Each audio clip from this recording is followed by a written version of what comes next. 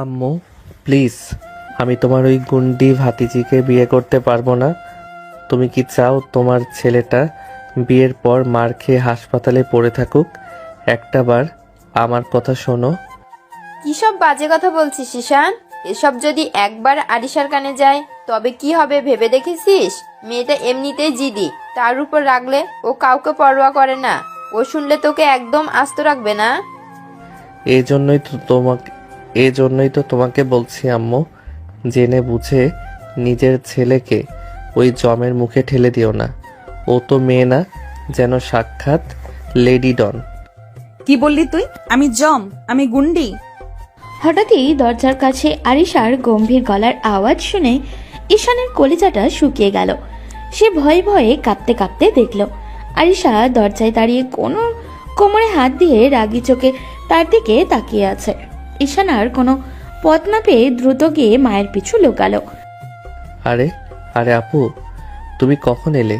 আমি কি তোমাকে গুন্ডি বলেছি? কখনো না। আমি তো বলেছিলাম পাশের বাসার ওই নিশি আপুর কথা। তুমি তো অনেক ভালো, তুমি তো ওনার বস। একদম চুপ থাক। অনেকক্ষণ ধরে দরজার বাইরে দাঁড়িয়ে সব শুনছি। দাঁড়া, আজকে তোর একদিন কি আমার একদিন। ফুপ্পি, তুমি সামনে থেকে সরো। ওর এত বড় সাহস আমাকে জম বলে? আজ এই গুন্ডির হাতেই তোমার আদরের ছেলে শহীদ হবে।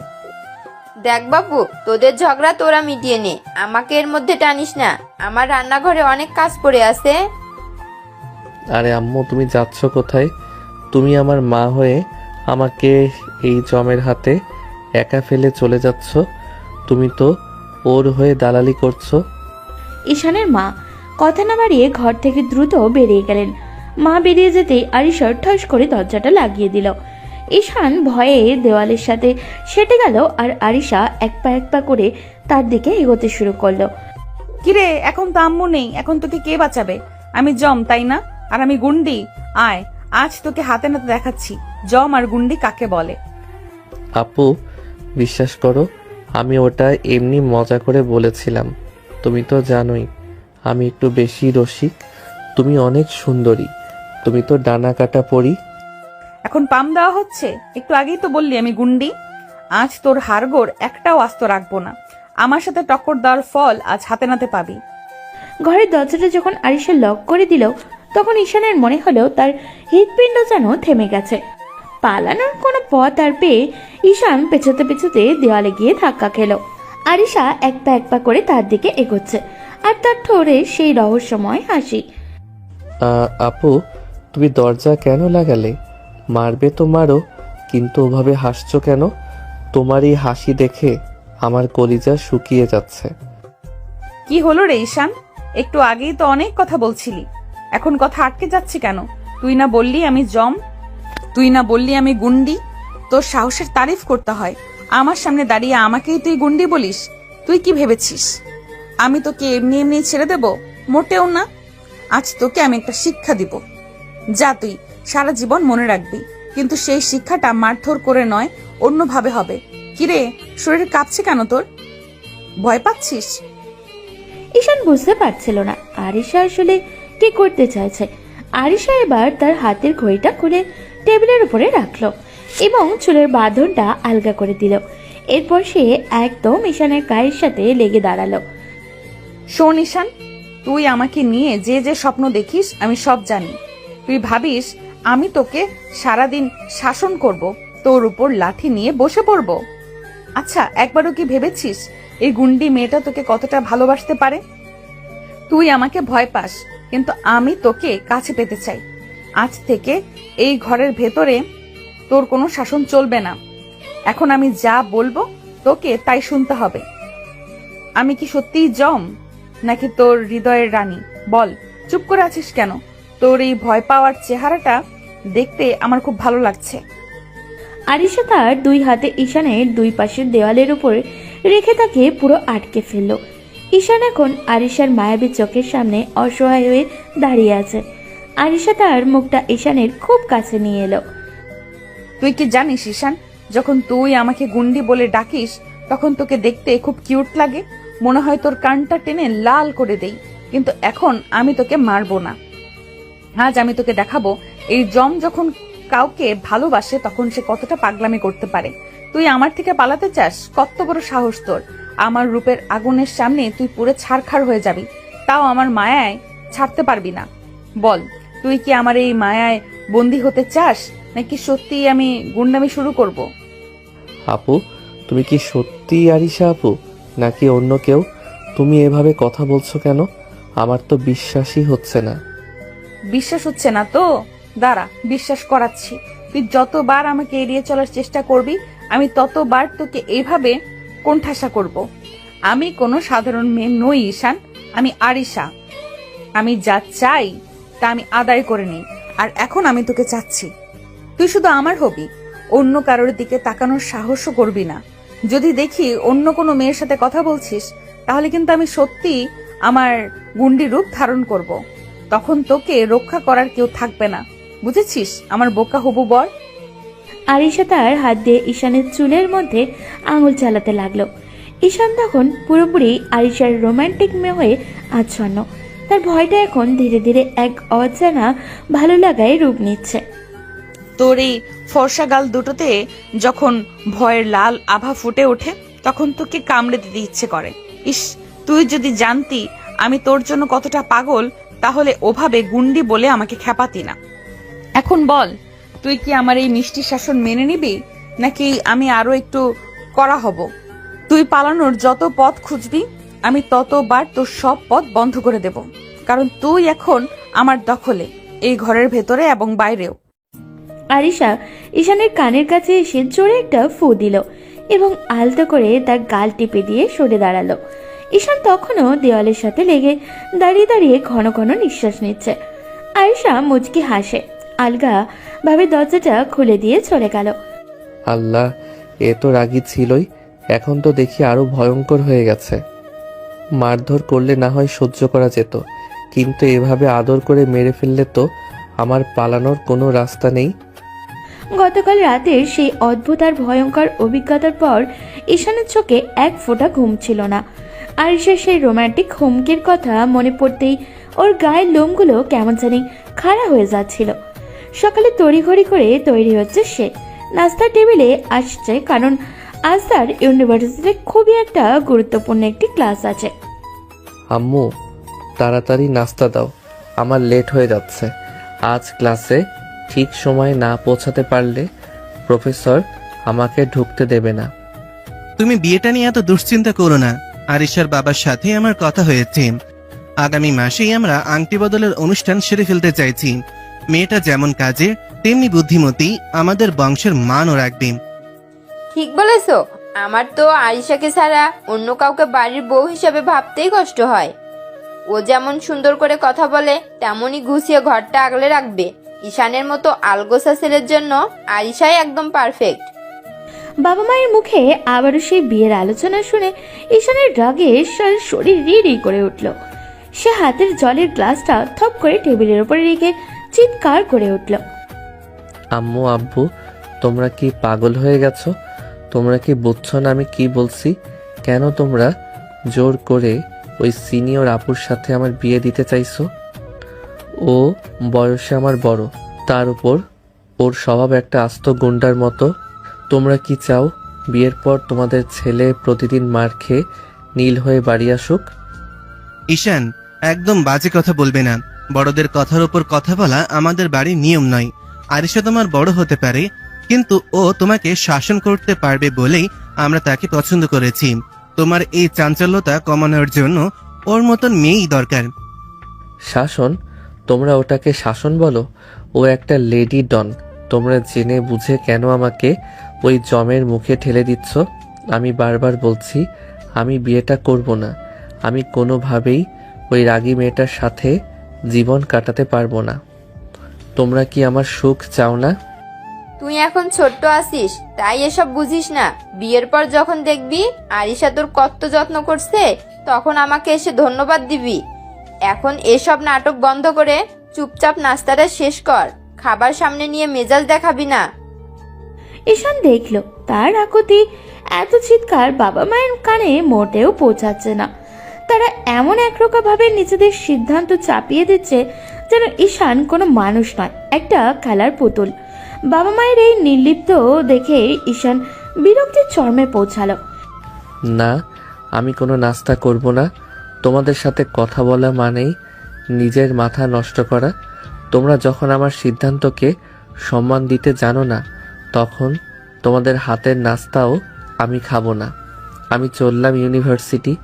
আর মনে রেখো, আমি ওই ডাইনিকে কোনো দিন বিয়ে করব না। ঈশান চেয়ারটা ঠাস করে ধাক্কা দিয়ে সরিয়ে দিল এবং নিজের ব্যাগটা কাঁধে নিয়ে গট গট করে দরজার দিকে এগিয়ে গেল। ছেলের এমন অত্যাচার দেখে ঈশানের মা থালা হাতে নিয়ে তার পিছন পিছন দৌড়ে এলেন।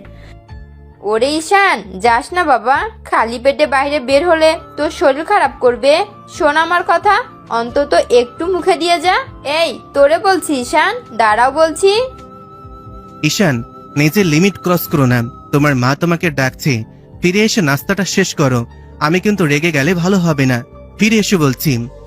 বাবার সেই গম্ভীর গলার হুঙ্কার আর মায়ের করুণ আরতি কোনোটাই ঈশানকে থামাতে পারল না। সে ঝড়ের বেগে ঘর থেকে বেরিয়ে গেল এবং রাগে জোরে দরজাটা আটকে দিল। রাস্তায় বেরিয়ে সে গজগজ করতে করতে হাঁটতে লাগলো আর মনে মনে আরিশাকে একটা একটা গালি দিতে লাগলো। সব দোষ ওই পেটনি আরিশার। ও কি জাদু করেছে আমার বাবা মার ওপর যে সবাই ওর দালালি করছে। ইউনিভার্সিটিতে গিয়ে আজ বন্ধুদের সাথে পরামর্শ করতে হবে। এই জমের হাত থেকে আমাকে বাঁচতেই হবে। বাসা থেকে না খেয়ে রাগে ফুসতে ফুসতে ঈশান ইউনিভার্সিটির গেটে এসে পৌঁছায়। তার মেজাজ আগে থেকেই খারাপ ছিল, কিন্তু ক্যাম্পাসে ঢুকে যা দেখলো তাতে তার রক্ত মাথায় চড়ে গেল। দেখলো আরিশা তার বান্ধবীদের নিয়ে মেন গেটের পাশেই আড্ডা দিচ্ছে। ঈশান ঠিক করলো সে আজ আরিশাকে পাত্তাই দিবে না। সে একদম সোজা তাকিয়ে আরিশার পাশ দিয়ে এমনভাবে হেঁটে চলে গেল যেন সে কাউকে চিনতেই পারেনি। তার এই ডোন্ট কেয়ার ভাব দেখে আরিশার বান্ধবীরা অবাক হয়ে গেল। কিরে আরিশা, তোর হবু বদ্দ তোকে দেখেই না দেখার ভান করে চলে গেল। তোর মতো সুন্দরী আর ড্যাশিং একটা মেয়ের সামনে দাঁড়িয়ে আছে, আরও একটা বারের জন্য তোর দিকে তাকালো না। ঘটনা কি বলতো? মনে হচ্ছে তোকে ও পাত্তাই দিচ্ছে না। বান্ধবীর কথা শুনে আরিশার চোখ মুখ লাল হয়ে গেল। সে দেখল ঈশান বেশ আইসি ভঙ্গিতেই হেঁটে গিয়ে তার বন্ধুদের সাথে দাঁড়িয়ে হাসাহাসি করছে। অপমানে আরিশার হাত পা কাঁপতে লাগলো। সে গটগট করে ঈশানের দিকে এগিয়ে গেল। কিরে ঈশান, তোর সাহস তো দিন দিন অনেক বেড়ে যাচ্ছে। আমি এখানে দাঁড়িয়ে আছি আর তুই আমাকে উপেক্ষা করে চলে গেলি। আমি কি এখানে ঘাস কাটছি? তোর কি চোখে সমস্যা হয়েছে নাকি ইচ্ছে করেই এমন করলি? দেখুন আপু, এটা ইউনিভার্সিটি। এখানে আমরা সবাই পড়াশোনা করতে আসি। আপনার এই ছোটবেলার বাদরামিগুলো দয়া করে এখানে করবেন না। আমার বন্ধুদের সামনে আমাকে এভাবে ডাকার কোনো মানে হয় না। আপনি আপনার কাজ করুন, আমাকে আমার মতো থাকতে দিন। কি বললি তুই? আমার কথা তোর কাছে বাদরামি মনে হয়? তুই কি ভুলে গেছিস বাসায় তোর সাথে কি হয়েছিল? তোর এই সাহস আমি কিভাবে কমাতে হয় তা খুব ভালো করেই জানি। তুই ভাবছিস সেখানে অনেক মানুষ আছে বলে আমি কিছু করব না? আমাকে চিনিস তো তুই? হ্যাঁ, খুব ভালো করেই চিনি, আর চিনি বলেই বলছি। এখন এখান থেকে যান, আমার ক্লাসের দেরি হয়ে যাচ্ছে। আর আমি আপনার সাথে ফালতু তর্ক করে সময় নষ্ট করতে চাই না। আপনি যা পারেন করেন, আমার কিচ্ছু যায় আসে না। আর কোনো দিন আমার সামনে এভাবে আসবেন না। ঈশান যখন পাল্টা চিৎকার করে কথাগুলো বলল, তখন আশেপাশের অনেক স্টুডেন্ট তাদের দিকে তাকাতে শুরু করলো। আরিশা বুঝতে পারলো এখানে বেশি ঝগড়া করলে তার নিজেরই ইমেজটা নষ্ট হয়ে যাবে। সে রাগের দাঁত কিরমির করতে করতে ওখান থেকে চলে গেল। কিরে ঈশান, তুই আরিশা আপুর সাথে এমন ব্যবহার করলি কেন? উনি তো তোর বড়, তার উপর তোদের রিলেশন তো অন্যরকম। এত সুন্দরী একটা মেয়ের উপর এভাবে চিল্লানো ঠিক হয়নি বন্ধু। তোরা তো শুধু ওর বাইরের রূপ দেখছিস, ভেতরটা যে কত ভয়ঙ্কর সেটা শুধু আমি জানি। আমার বাবা মা পাগল হয়ে গেছে ওর সাথে আমার বিয়ে দেওয়ার জন্য। আমি তো শান্তিতে মরতেও পারছি না। প্রতিদিন এই জমের অত্যাচারে আমার জীবন অতিষ্ঠ হয়ে গেছে। কি রে বন্ধু, তোর তো দেখছি চাঁদ কপাল। আরিশা আপুর মতো এমন হট আর সুন্দরী একটা মেয়ে তোর বউ হতে চলেছে, আর তুই বলছিস জম? তুই যদি বিয়ে করতে না চাস তবে আমার সাথে সেটিং করিয়ে দে, আমার কোনো সমস্যা নেই। তোর কপাল তো দেখি হীরা দিয়ে বাঁধানো। তোরা এসব কি বলছিস?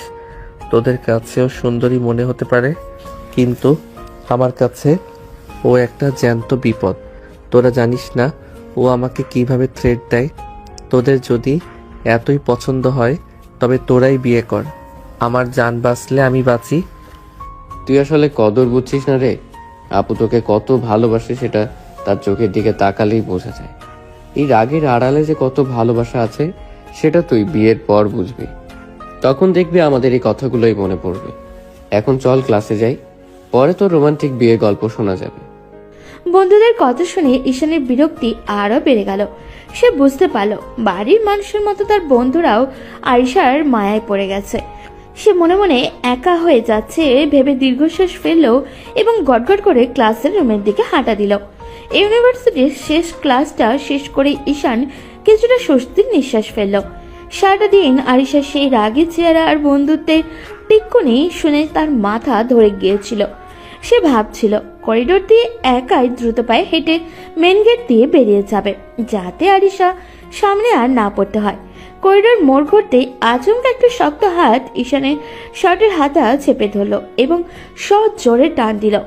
ঈশান কিছু বুঝে ওঠার আগেই দেখলো কেউ একজন তাকে টেনে পাশে নির্জন করিডোর দিকে নিয়ে যাচ্ছে।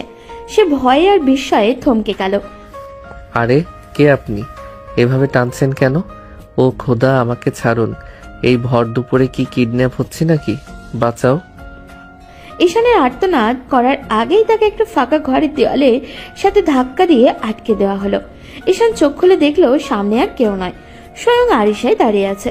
আরিশার চোখের দৃষ্টি আজ সাধারণ দিনের চেয়ে বেশি ধারালো আর রহস্যময়। কি হলো রে? খুব তো লাফাচ্ছিলি ক্যাম্পাসে, বন্ধুদের সামনে আমাকে অপমান করে খুব বীরপুরুষ হয়ে গেছিস, তাই না? ভেবেছিস ওভাবে পাত্তাই দিবি না আর আমি তোকে ছেড়ে দেব? তোর এই আস্পর্ধা আমি আজ মাটি করে দিব ঈশান। তুই আমার সাথে পাঙ্গা নিয়েছিস, এখন তার ফল ভোগ কর। আপু, মানে আরিশা, বিশ্বাস করো আমি ওটা ইচ্ছে করে করিনি। আসলে বন্ধুদের সামনে একটু ভাব নিতে গিয়ে, মানে আমি আসলে খুব ভয়ে ছিলাম। আমাকে মাফ করে দাও, আমি আর কোনোদিন এমন করব না। তুমি তো জানোই আমি তোমার কত অনুগত ভাই। ভাই? আবার ভাই বললি? তোকে না বলেছি আমাকে ওসব নামে ডাকবি না? তুই শুধু মাফ চাইলেও হবে না, তুই আমাকে সবার সামনে ইগনোর করেছিস, আমার ইগোতে লেগেছে। আরিশা আহমেদকে কেউ অবজ্ঞা করে পার পায় না। তোর এই শুকনো ঢোক গেলা আর ডাগর ডাগর চোখের ভয় দেখে আমার মন গলবে না। আজ তোকে আমি অন্যভাবে শাস্তি দিব। আরিশা কথাগুলো বলতে বলতে ঈশানের আরো কাছে চলে এলো। সে তার দুই হাত ঈশানের কাঁধের উপরে রাখলো এবং মুখটা ঈশানের কানের একদম কাছে নিয়ে গেল। ঈশানের সারা শরীর তখন থর থর করে কাঁপছে। সে বুঝতে পারছে না আরিশা এখন কি করতে যাচ্ছে। তুই কি জানিস ঈশান, যখন তুই আমাকে দেখে ভয় পাস তখন তোকে দেখতে সবচেয়ে বেশি কিউট লাগে। তোর এই কাপা কাপা ঠোঁট আর কপালে জমে থাকা ঘাম আমাকে পাগল করে দেয়। তুই ভেবেছিস আমি তোকে মারবো? না রে বোকা, মারলে তো ব্যথার চোটে আমাকেই ভুলে যাবি। আমি চাই তুই আমাকে আজীবন মনে রাখিস। আপু প্লিজ এমন করো না, কেউ দেখে ফেললে সর্বনাশ হয়ে যাবে। তুমি বরং আমাকে দুটো চড় মারো, তাও ভালো, কিন্তু এভাবে তাকিয়ে থেকো না, আমার বুক ধড়ফড় করছে। ধরফর তো করবেই, কারণ তুই এখন আমার মায়াবী জালে আটকা পড়েছিস। তুই যতবার আমাকে দূরে ঠেলবি আমি ততবার তোকে এইভাবে আগলে ধরবো। তোর শার্টের এই কলারটা ঠিক করে দিচ্ছি, দেখ, ঠিক যেমনটা আমি সারা জীবন তোর খেয়াল রাখবো। তুই আমার অবাধ্য হতে পারবি না ঈশান, তুই আমার হবু বর, আর আমার বরের উপর আমার পূর্ণ অধিকার আছে। আরিশা তার আঙুল দিয়ে ঈশানের চিবুকটা আলতো করে উঁচিয়ে ধরল। ঈশান চোখ বন্ধ করে ফেলল লজ্জা আর ভয়। আরিশা তার শীতল হাতের ছোঁয়া ঈশানের গালে বলে দিতে লাগলো, যা ঈশানের হৃদস্পন্দন কয়েক গুণ বাড়িয়ে দিল। চোখ বন্ধ করলি কেন? তাকা আমার দিকে, দেখ তোর এই তথাকথিত গুন্ডি আপোটা তোকে কতটা ভালোবাসে। তোর সাথে আমার বিয়ে হবেই, আর তখন তুই চাইলেও আমার এই রোমান্টিক অত্যাচার থেকে মুক্তি পাবি না। প্রতিদিন সকালে তোর ঘুম ভাঙবে আমার এই শাসনের মধ্য দিয়ে। তুই কি তৈরি তো আমার এই মিষ্টি বন্দি হতে? তুমি আসলেই ডাইনি। মানুষের মন নিয়ে এভাবে খেলতে তোমার একটুও খারাপ লাগে না? আমি তো এখন সত্যিই পাগল হয়ে যাব। আমাকে যেতে দাও আরিশা, প্লিজ। পাগল তো তোকে আমি করেই ছাড়বো, তবে আজ এইটুকু থাক। পরের বার যখন আমাকে ইগনোর করবি তখন শাস্তিটা এর চেয়েও অনেক বেশি বড় হবে। এখন যা, বাড়ি গিয়ে তোর আম্মুকে বলবি আমাদের বিয়ের কেনাকাটা যেন তাড়াতাড়ি করে। আরিশা ঈশানের কপালে আলতো করে একটা টোকা দিয়ে মুচকে আসলো এবং তাকে ছেড়ে দিয়ে ধীর পায়ে ঘর থেকে বেরিয়ে গেল। ঈশান এখনো দেওয়ালের সাথে লেপ্টে দাঁড়িয়ে আছে।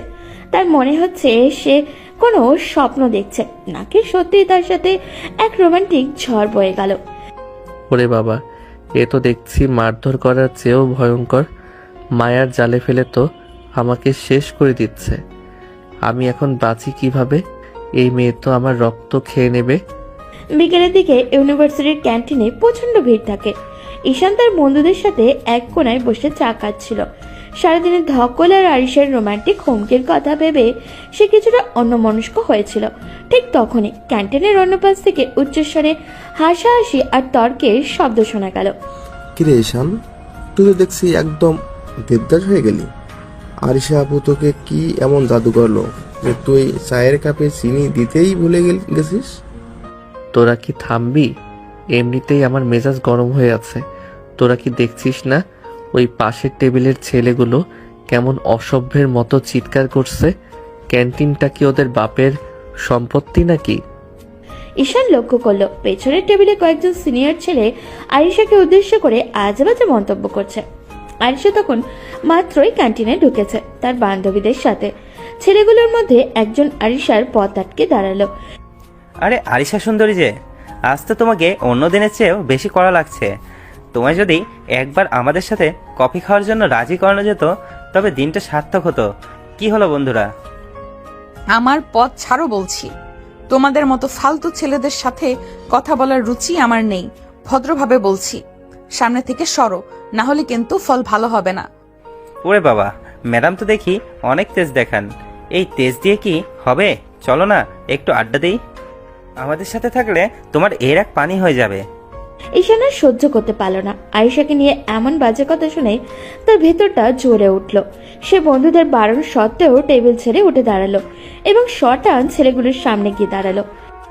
এই যে ভাই, অনেক হয়েছে। মেয়েটার সাথে অভদ্রতা করছেন কেন? উনি না করে দিয়েছেন, তারপরও কেন সামনে দাঁড়িয়ে আছেন?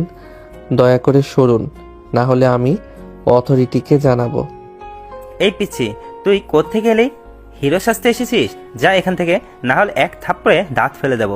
আরিশা, আমাদের ফ্রেন্ডলি রিকোয়েস্ট শুনবে? তোর এখানে দালালি করতে হবে না। আমি পিচ্ছি নাকি সেটা বড় কথা নয়। আপনারা যে আচরণ করছেন সেটা ইফটিজিংয়ের পর্যায়ে পড়ে। আমি শেষবার বলছি, ওনার পথ ছাড়ুন। ছেলেটি যখন ঈশানের কলার ধরার জন্য হাত বাড়াবে ঠিক তখনই আরিশা ঈশানকে এক হাত দিয়ে সরিয়ে সামনে চলে এলো। আরিশার চোখের দৃষ্টি তখন আগুনের মতো জ্বলছে। সে ছেলেটির হাতটা শক্ত করে চেপে ধরল। খবরদার, আমার গায়ে হাত দেওয়ার সাহস তোদের নেই, কিন্তু আমার হবু বরের গায়ে হাত তোলার চিন্তা করিস না। তোরা ভেবেছিস আমি দুর্বল? তোদের মতো 10টা ছেলেকে আমি একাই শায়েস্তা করার ক্ষমতা রাখি। তোদের সাহস হয় কি করে আমার সামনে দাঁড়িয়ে আমার মানুষকে হুমকি দেওয়ার? তোমার হবু বর এই পিচ্ছিটা। আরিশা, চয়েস তো তোমার জঘন্য। চয়েস জঘন্য কিনা সেটা তোকে বুঝিয়ে দিচ্ছি। এখন যদি তোরা এই মুহূর্তে ক্যান্টিন থেকে বের না হোস তবে তোদের নামে এমন রিপোর্ট করব যে তোদের ছাত্রত্ব থাকবে না। আর শোন, আজ থেকে মনে রাখবি, ঈশানের দিকে কেউ যদি চোখ তুলে তাকায় তবে আমি তার চোখ উপড়ে নেব। ও আমার, আরো সুরক্ষার দায়িত্ব আমার। আরিশার এমন চণ্ডী মূর্তি আর গলার জোর দেখে ক্যান্টিনের সবাই চুপ হয়ে গেল। বকাটে ছেলেগুলো বুঝতে পারল আরিশা আহমেদকে ঘাটানো মানে নিজের বিপদ ডেকে আনা। তার বিড়বিড় করতে করতে দ্রুত ক্যান্টিন থেকে সটকে পড়ল। ক্যান্টিনের সবাই তখন হাঁ হয়ে আরিশা আর ঈশানের দিকে তাকিয়ে আছে। তুমি মাঝখানে না এলেও পারতে। আমি নিজেই ওদের হ্যান্ডেল করতে পারতাম। আমাকে সবার সামনে লজ্জা দিলে কেন? লজ্জা? আমি তোকে বাঁচালাম আর তুই বলছিস লজ্জা? তুই আমার জন্য লড়তে এসেছিস, এটা দেখে আমার খুব ভালো লেগেছে। কিন্তু মনে রাখিস, আমি থাকতে তোকে কেউ একটা টোকাও দিতে পারবে না। তুই শুধু আমার রোমান্টিক অত্যাচার সহ্য করবি, অন্যদের অত্যাচার করার সুযোগ আমি দেব না। তোমার এই প্রোটেক্টিভ ভাবটা মাঝে মধ্যে খুব বেশি হয়ে যায় আরিশা। মানুষ কি ভাবছে দেখছো? সবাই মনে করছে আমি তোমার আঁচলের নিচে থাকি। মানুষ কি ভাবে তাতে আমার কিছু যায় আসে না। তুই আমার রাজকুমার, আর তোকে পাহারা দেওয়ার দায়িত্ব এই ডাইনি গুন্ডির। এখন চুপচাপ গিয়ে চা খা। আর শোন, আজ কিন্তু তুই আমার জন্য হিরোর মতো এগিয়ে এসেছিলি, সেজন্য বাসায় গিয়ে তোর জন্য একটা সারপ্রাইজ আছে। আরিশা মুচকি হেসে তার বান্ধবী নিয়ে টেবিলের দিকে চলে গেল। ঈশান তার বন্ধুদের কাছে ফিরে এলে নাবিলা আর ইমন তাকে নিয়ে হাসাহাসি শুরু করছে, কিন্তু ঈশানের মনে তখন এক অদ্ভুত অনুভূতি কাজ করছিল। আরিশা তার রক্ষা করার ভঙ্গিটা তার মনে গেঁথে গেছে। কিরে বন্ধু, তোর হবু বউ তো জ্যান্ত বাঘিনী।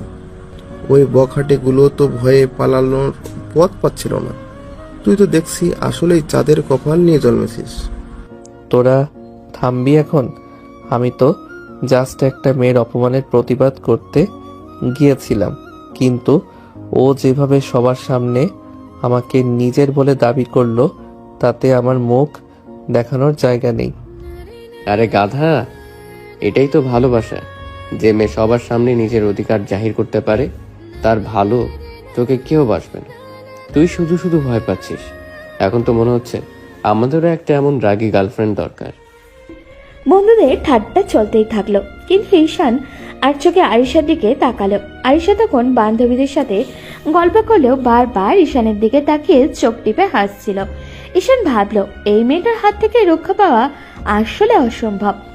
ইউনিভার্সিটি থেকে ফেরার পর থেকে ঈশানের মনের ভিতরে একটা অস্থিরতা কাজ করছিল। ক্যান্টিনে আরিশা যেভাবে তাকে আগলে ধরেছিল আর সবার সামনে নিজের বলে দাবি করছিল, সেই দৃশ্যটা বারবার তার চোখের সামনে ভাসছে। তবে সবচেয়ে বড় চিন্তার বিষয় ছিল আরিশার সেই রহস্যময় সারপ্রাইজ। রাত তখন প্রায় 9টা। ঈশান তার রুমে বসে বইয়ের পাতায় চোখ রাখলেও মন পড়েছিল দরজার দিকে। হঠাৎই কোনো শব্দ ছাড়াই তার ঘরের দরজাটা খুলে গেল। ঈশান চমকে তাকিয়ে দেখলো আরিশা তার হাতে একটা বড় শপিং ব্যাগ নিয়ে দাঁড়িয়ে আছে।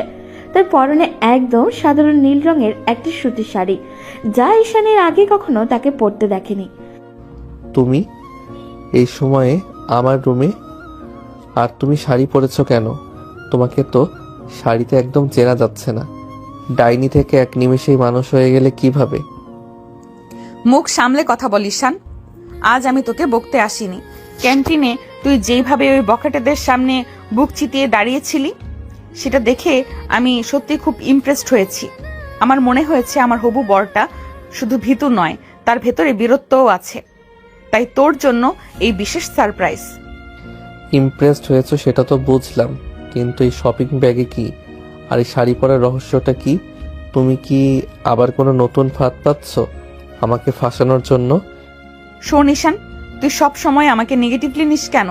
আজ আমি চেয়েছিলাম তোকে এমন কিছু দিতে যা তুই অনেক দিন ধরে চাইছিলি। এই ব্যাগটা খোল, দেখ ভেতরে কি আছে। আর এই শাড়িটা তোর পছন্দের রং ছিল বলে আজ পরেছি, শুধু তোর জন্য।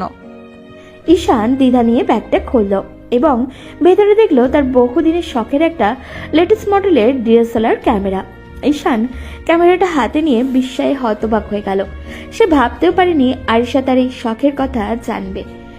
এটা তো সেই ক্যামেরাটা যেটা আমি গত 3 মাস ধরে কেনার জন্য আম্মুকে বলছিলাম। তুমি এটা কিভাবে জানলে? আর এটা তো অনেক দামি আরিশা, আমি এটা নিতে পারবো না। নিতে পারবো না মানে কি? আমি তোর কে হই? আরিশা আহমেদ যখন কাউকে কিছু দেয় তখন সেটা ফিরিয়ে নেওয়ার অপশন থাকে না। আমি জানি তুই ফটোগ্রাফি খুব পছন্দ করিস, তাই ভাবলাম তোর এই শখটা কেন অপূর্ণ থাকবে। আজ থেকে তুই আমার ছবি তুলবি, আর শুধু আমারই ছবি তুলবি, বুঝলি? কিন্তু তুমি হঠাৎ এত দয়ালু হয়ে গেলে কেন? তোমার মাথায় কি অন্য কোনো প্ল্যান ঘুরছে? এই ক্যামেরা দিয়ে আমাকে ঘুষ দিয়ে কি তুমি তোমার সব হুকুম মানিয়ে নিতে চাও? ঘুষ বললি? তুই এখনো আমাকে চিনতে পারলি না রে বোকা। তোকে আমি ভালোবাসি, শাসন করি আর আগলে রাখি, এগুলো সব আমার অধিকার থেকে করি। এই ক্যামেরাটা উপহার মাত্র। তবে হ্যাঁ, এর বদলে তোকে একটা কাজ করতে হবে। আজ থেকে তুই আর আমাকে এড়িয়ে চলবি না। কাল সকালে আমরা দুজন একসাথে ঘুরতে যাব, আর তুই আমার অনেকগুলো ছবি সুন্দর করে তুলে দিবি। রাজি? কাল তো আমার একটা ইম্পর্টেন্ট ক্লাস আছে, আর তাছাড়া এভাবে হঠাৎ করে তোমার সাথে ঘুরতে যাওয়া কি ঠিক হবে? লোকে দেখলে আবার আজে বাজে কথা বলবে। লোকে কি বলবে তা নিয়ে আমি কবে থেকে চিন্তা করা শুরু করলাম। আর ক্লাসের কথা বাদ দে, একদিন না গেলে কিচ্ছু হবে না। আমি অলরেডি ফুপ্পিকে বলে দিয়েছি যে আমরা কাল একসাথে বের হচ্ছি। তুই যদি রাজি না হোস তবে এই ক্যামেরাটা আমি এক্ষুনি জানালা দিয়ে ফেলে দিব। বল, যাবে কি না? ঈশান বুঝতে পারল আরিশার জেদের কাছে হার মানা ছাড়া আর কোনো উপায় নেই। একদিকে শখের ক্যামেরা পাওয়ার আনন্দ, অন্যদিকে আরিশার সেই মিষ্টি রাগী আর শাসনে যেন দিশেহারা হয়ে পড়ল।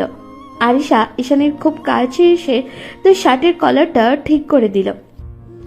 দেখ ঈশান, তুই যতবার আমার চোখের দিকে তাকাতে ভয় পাস, ততবার আমার তোকে আরো কাছে টানতে ইচ্ছে করে। তোকে আমি সারা জীবন এইভাবেই সারপ্রাইজ দিয়ে যাব।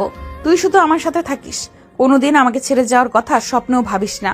যদি ভাবিস তবে কিন্তু এই গুন্ডি রূপটা ফিরে আসতে সময় নেবে না। তোমার এই ভালোবাসা আর ধমক দুটোই আমার হজম করতে কষ্ট হয় আরিশা। তবে ক্যামেরাটার জন্য ধন্যবাদ, সত্যি এটা আমার খুব দরকার ছিল। শুধু ধন্যবাদ দিলে হবে না, কাল সারাটা দিন আমার সাথে কাটাতে হবে। আর শোন, এখন ঘুমানোর চেষ্টা কর।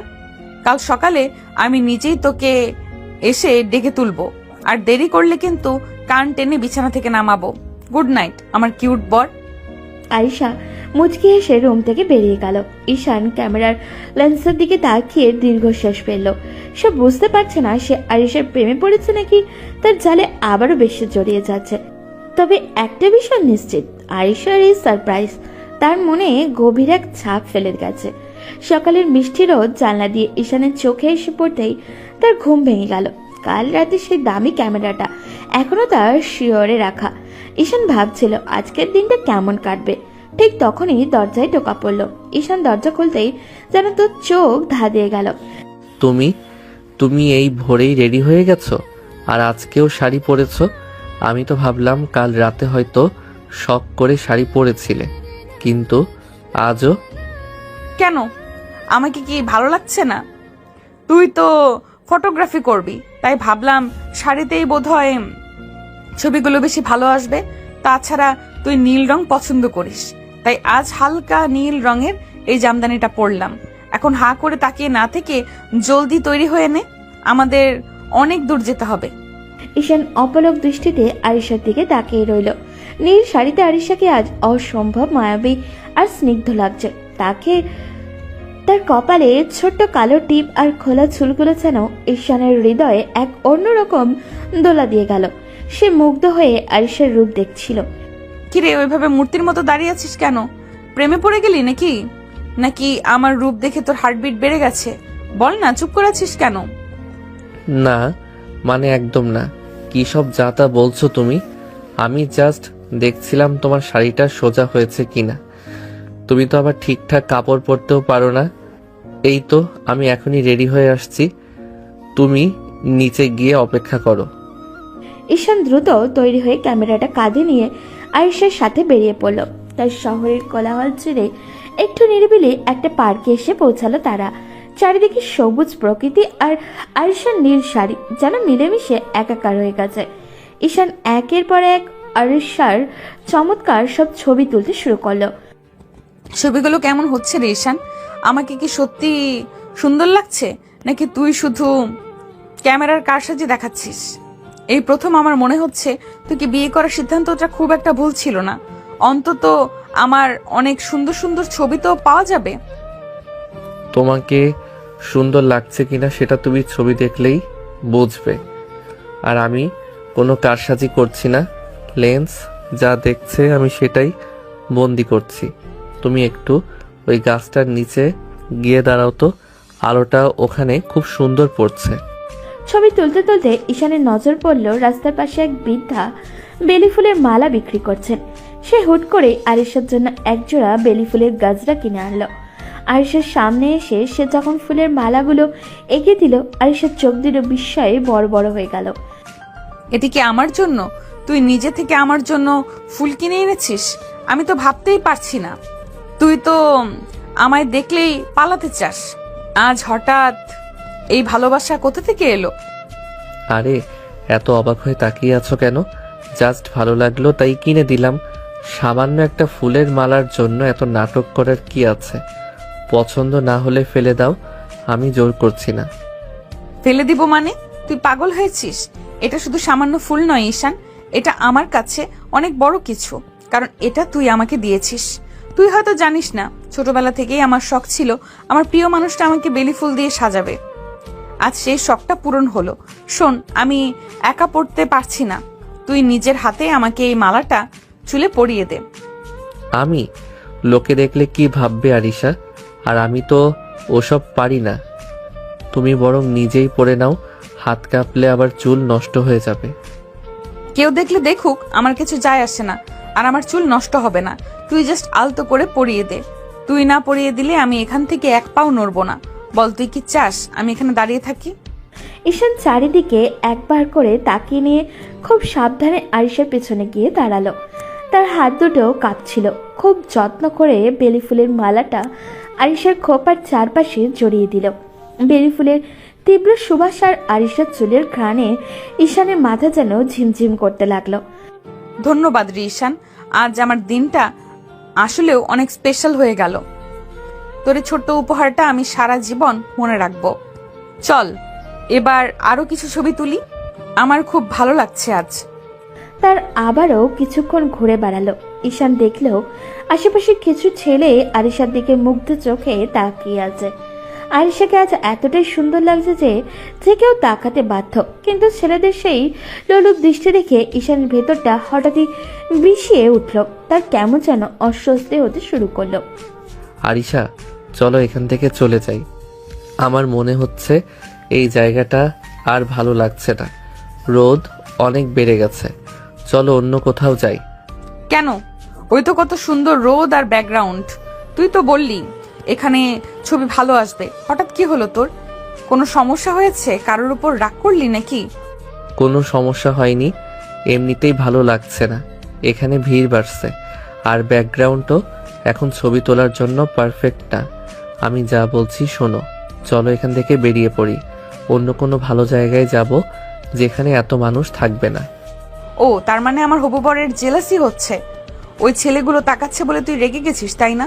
ঈশান, তুই তো জানিস আমাকে নিয়ে বেশ পজিটিভ। এটা আগে জানলে তো আমি আরো আগে শাড়ি পরতাম। পজিটিভ হওয়ার কিছু নেই, চলো বলছি, বেশি কথা বলো না। আমাকে আর রাগিও না আরিশা, চলো এখান থেকে। আরিশা মনে মনে খুব হাসলো। সে বুঝতে পারল ঈশান মুখে যাই বলুক না কেন, তার মনে আরিশার জন্য একটা জায়গা তৈরি হয়েছে। ঈশানের এই রাগ আর অধিকার বোধ আরিশার খুব ভালো লাগলো। সে কোনো প্রতিবাদ না করে ঈশানের সাথে গটগট করে পার্ক থেকে বেরিয়ে এলো। তাদের দুজনের এই খুনসুটি আর ভালোবাসার দিনটা যেন আরো রঙিন হয়ে উঠল। পার্ক থেকে বেরিয়ে আসার সময় ঈশানের মুখটা মেঘলা আকাশের মতো গম্ভীর হয়েছিল। আরিশা আর চোখে ঈশানকে দেখছিল আর মনে মনে হাসছিল। সে জানে ঈশান কেন হুট করে ওখান থেকে চলে আসতে চাইল। ঈশানকে এভাবে রাগান্বিত অবস্থায় দেখতে আরিশার বেশ ভালোই লাগছে। কি হলো রে ঈশান, এভাবে গটগট করে হাঁটছিস কেন? আমি তো তোর সাথে তাল মেলাতে পারছি না। তোর কি হয়েছে বলবি তো? পার্কের ওই জায়গাটা তো আসলেই অনেক সুন্দর ছিল, আর তুই বলছিস ব্যাকগ্রাউন্ড ভালো না। মিথ্যা বলতেও কি এখন শিখতে হবে তোকে? আমি কোনো মিথ্যা বলছি না, আমার ভালো লাগছিল না তাই চলে এসেছি। আর তোমার কি কাণ্ডজ্ঞান নেই আরিশা? দেখলে না ওখানে কত আজে বাজে ছেলে ঘুরঘুর করছিল, তারা যেভাবে তোমার দিকে তাকাচ্ছিল তাতে যে কোনো ভদ্র ছেলের মেজাজ খারাপ হওয়ার কথা। আর তুমি তো পোজ দিয়ে ছবি তোলায় ব্যস্ত ছিলে। ওমা, তার মানে তুই সত্যিই হিংসা করছিলি? ওই ছেলেগুলো তাকাচ্ছিল বলে তোর বুকে আগুন জ্বলছিল, তাই তো? ঈশান, তুই তো দেখছি অনেক বড় বড় কথা বলা শিখে গেছিস। আমাকে বিয়ে করবি না, আমি ডাইনি, আমি গুন্ডি। তাহলে এখন আমাকে নিয়ে তোরা তো মাথা ব্যথা কেন? অন্যরা তাকালে তোর কি? আমার কি মানে? তুমি আমাদের আত্মীয়, লোকে দেখলে আমার আম্মু আব্বুকে কথা শোনাবে। আমি চাই না কেউ তোমাকে নিয়ে কোনো আজে বাজে মন্তব্য করার সুযোগ পাক। ব্যাস এইটুকুই। এর বাইরে আর কিছু ভেবো না। আত্মীয়, শুধু আত্মীয় বলে তোর এই রাগ, নাকি এর পেছনে অন্য কোনো টান আছে যা তুই স্বীকার করতে চাইছিস না? শোন ঈশান, তুই যতই মুখ ঘুরিয়ে রাখিস না কেন, তোর এই লাল হয়ে যাওয়া কানগুলো বলে দিচ্ছে তুই আমাকে নিয়ে কতটা পজিটিভ। তুই চাস না তোর এই গুন্ডি আপুটার দিকে কেউ এক পলকও তাকাক, তাই না? ঈশান কোনো উত্তর দিল না। সে হনন করে হেঁটে একটা রিক্সা ডাকলো। রিক্সায় ওঠার পর আরিশা ইচ্ছে করেই ঈশানের একদম গা ঘেঁষে বসলো। ঈশান কিছুটা অস্বস্তি বোধ করলেও এবার আর সরে গেল না। বেলি ফুলের সেই মিষ্টি ঘ্রাণ আর আরিশার চুল থেকে আসা একটা স্মেল ঈশানের নাকে লাগছিল। জানিস ঈশান, আজ আমার খুব খুশি লাগছে। তুই আমাকে ফুল দিয়েছিস, আমার ছবি তুলে দিয়েছিস, এমনকি আমার জন্য অন্যদের উপর রাগও করেছিস। আমার জীবনের সেরা দিনগুলোর মধ্যে আজকের দিনটা একটা হয়ে থাকবে। তুই যতই বলিস তুই আমাকে অপছন্দ করিস, তোর চোখ কিন্তু অন্য কথা বলে। তোর চোখ বলে দিচ্ছে তুই আমার প্রেমে হাবুডুবু খাচ্ছিস। তুমি বড্ড বেশি কথা বলো আরিশা, একটু চুপ থাকবে? আমার মাথা ঝিমঝিম করছে। আর প্রেমে পড়া তো দূরের কথা, তোমার এই টর্চার থেকে আমি কবে মুক্তি পাবো সেই চিন্তায় আমি অস্থির। আর রিকশায় এত ঘেঁষে বসছো কেন? ও পাশে তো অনেক জায়গা আছে। আমি এভাবেই বসবো আমার হবু বরের পাশে। আমি ঘেঁষে বসবো না তো কি ওই রাস্তার ছেলেদের পাশে গিয়ে বসবো? তুই না বললি ওরা খারাপভাবে তাকাচ্ছিল? তাহলে তো আমাকে তোর একদম কাছেই থাকা উচিত, যাতে কেউ আমাকে বিরক্ত করতে না পারে। কি বলিস? এখন থেকে তুই হবি আমার বডিগার্ড। রিক্সাটি যখন একটা নির্জন রাস্তার উপর দিয়ে যাচ্ছিল তখন আরিশা হুট করে ঈশানের কাঁধে মাথা রাখলো। ঈশান চমকে গিয়ে সোজা হয়ে বসলো, কিন্তু আরিশাকে সরিয়ে দেওয়ার সাহস পেল না ও। আরিশার চুলের সেই রেশম ছোঁয়ায় ঈশানের ঘাড়ে লাগতেই তার সারা শরীর এক অদ্ভুত শিহরণ বয়ে গেল। শোন ঈশান, তুই আমাকে বিয়ে করতে চাইছিস না কারণ তুই আমাকে ভয় পাস, কিন্তু তুই কি জানিস এই ভয়টাই একদিন ভালোবাসায় বদলে যাবে। আমি জানি আমি অনেক রাগী, অনেক জেদি, কিন্তু আমার এই সবটুকু জেদ শুধু তোর জন্য। তুই যদি আমার হাতটা শক্ত করে ধরিস তবে আমি পৃথিবীর সব গুন্ডামি ছেড়ে তোর জন্য একদম সাধারণ একটা মেয়ে হয়ে যাব। যাবি তো আমার সাথে সারা জীবন? তুমি আজ খুব অদ্ভুত অদ্ভুত কথা বলছো। শাড়ি পরে কি তোমার স্বভাবও বদলে গেল নাকি? আমি তো তোমাকে চিনতেই পারছি না। কোথায় সেই মারকুটে আরিশা আপু, আর কোথায় এই রোমান্টিক মেয়েটা? তুমি কি সত্যি আমার সেই মামাতো বোন আরিশা? আমি তোর জন্য সব হতে পারি ঈশান। কখনো তোর বড় আপু হয়ে শাসন করব, কখনো তোর প্রেমিকা হয়ে আদর করব, আবার কখনো তোর বউ হয়ে তোকে আগলে রাখবো। তুই শুধু আমাকে একটু বোঝার চেষ্টা কর, দেখিস আমার মতো করে তোকে কেউ কোনো দিন ভালোবাসতে পারবে না। ঈশান আরিশার কথার কোনো জবাব দিতে পারল না। সে শুধু জানলা দিয়ে বাইরের দিকে তাকিয়ে রইল। তার মনের ভেতরে যে ঝড় বইছে তা সেও কাউকে বোঝাতে পারবে না। আরিশার এই মায়াবী রূপ আর তার আকতি ঈশানের কঠিন মনকে ধীরে ধীরে গলিয়ে দিচ্ছে। সে বুঝতে পারছে এই মেয়ের মায়া থেকে বের হওয়া তার পক্ষে আর অসম্ভব নয়। আল্লাহ, আমি তো সত্যিই ফেঁসে যাচ্ছি। এই মেয়ে তো শুধু গুন্ডামি জানে না, সে তো মন চুরি করতেও ওস্তাদ। আমি কি সত্যি তাকে ভালোবেসে ফেলছি, নাকি এটা শুধু সাময়িক মোহ? যাই হোক, আজকের দিনটা কিন্তু আসলেই খুব সুন্দর। রিক্সাটি বাড়ির কাছাকাছি চলে এলো। আরিশা ঈশানের কাঁধ থেকে মাথা তুলল এবং তার চোখের দিকে তাকিয়ে এক মায়াবী হাসি দিল। সেই হাসিতে যেন হাজারো কথা লুকিয়েছিল। ঈশান সেই প্রথমবার আরিশার চোখের দিকে তাকিয়ে পলক ফেলতে ভুলে গেছে। তার মনে হলো এই মেয়েটির সাথে সারা জীবন কাটানো বোধহয় খুব একটা খারাপ হবে না। ঈশান আর আরিশা যখন বাসায় ফিরল তখন দুজনের চেহারায় এক অদ্ভুত ভালো লাগার ছাপ ছিল। ঈশানের কাঁধে ঝোলানো ক্যামেরা আর আরিশার খোপায় বেলি ফুলের মালা দেখে ড্রয়িং রুমে বসা বড়রা একে অপরের দিকে তাকিয়ে মিটিমিটি হাসতে শুরু করলো। ঈশানের মাথাও খুশিতে আত্মহারা হয়ে গেলেন। ওরে বাবা, তোদের দুজনকে একসাথে এত হাসি খুশি দেখে আমার চোখ জুড়িয়ে গেল। বেলি ফুলটা তোকে খুব মানিয়েছে আরিশা মা। ঈশানই বুঝি আজ তোকে খুব সুন্দর করে সাজিয়ে দিয়েছে? শুধু সাজিয়ে দেয়নি, মনে হয় অনেক শখের ছবিও তুলেছে। আহা, ঈশানকে আজ কেমন রাজপুত্রের মতন লাগছে দেখো। আরিশাকে পাশে পেলে ও দেখি একদম গম্ভীর হয়ে যায়। কিরে ঈশান, খুব তো ঘুরলি, এখন তোর আম্মুর জন্য ভালো ছবিগুলো বের করতো। বাবার এই রসিকতা শুনে ঈশান একদম আড়ষ্ট হয়ে গেল। সে কি বলবে ভেবে পেল না। আর আরিশা, যে কিনা সব সময় সবাইকে এক ধমকে থামিয়ে দেয়, সে আজ অদ্ভুতভাবে মাথা নিচু করে দাঁড়িয়ে আছে। তার ফর্সা গাল দুটো অপমানে নয়, বরং লজ্জায় টকটকে লাল হয়ে গেছে। ফুপ্পি, আজ অনেক দেরি হয়ে গেল, আমি বরং এখন বাসায় চলে যাই। আব্বু হয়তো চিন্তা করবেন, আমি ব্যাগটা গুছিয়ে নিচ্ছি। এখন যাবি মানে? রাত হয়ে গেছে অনেক। খবরদার আরিশা, এখন আর যাওয়ার নামও নিবি না। তুই আজকে এখানেই থেকে যা।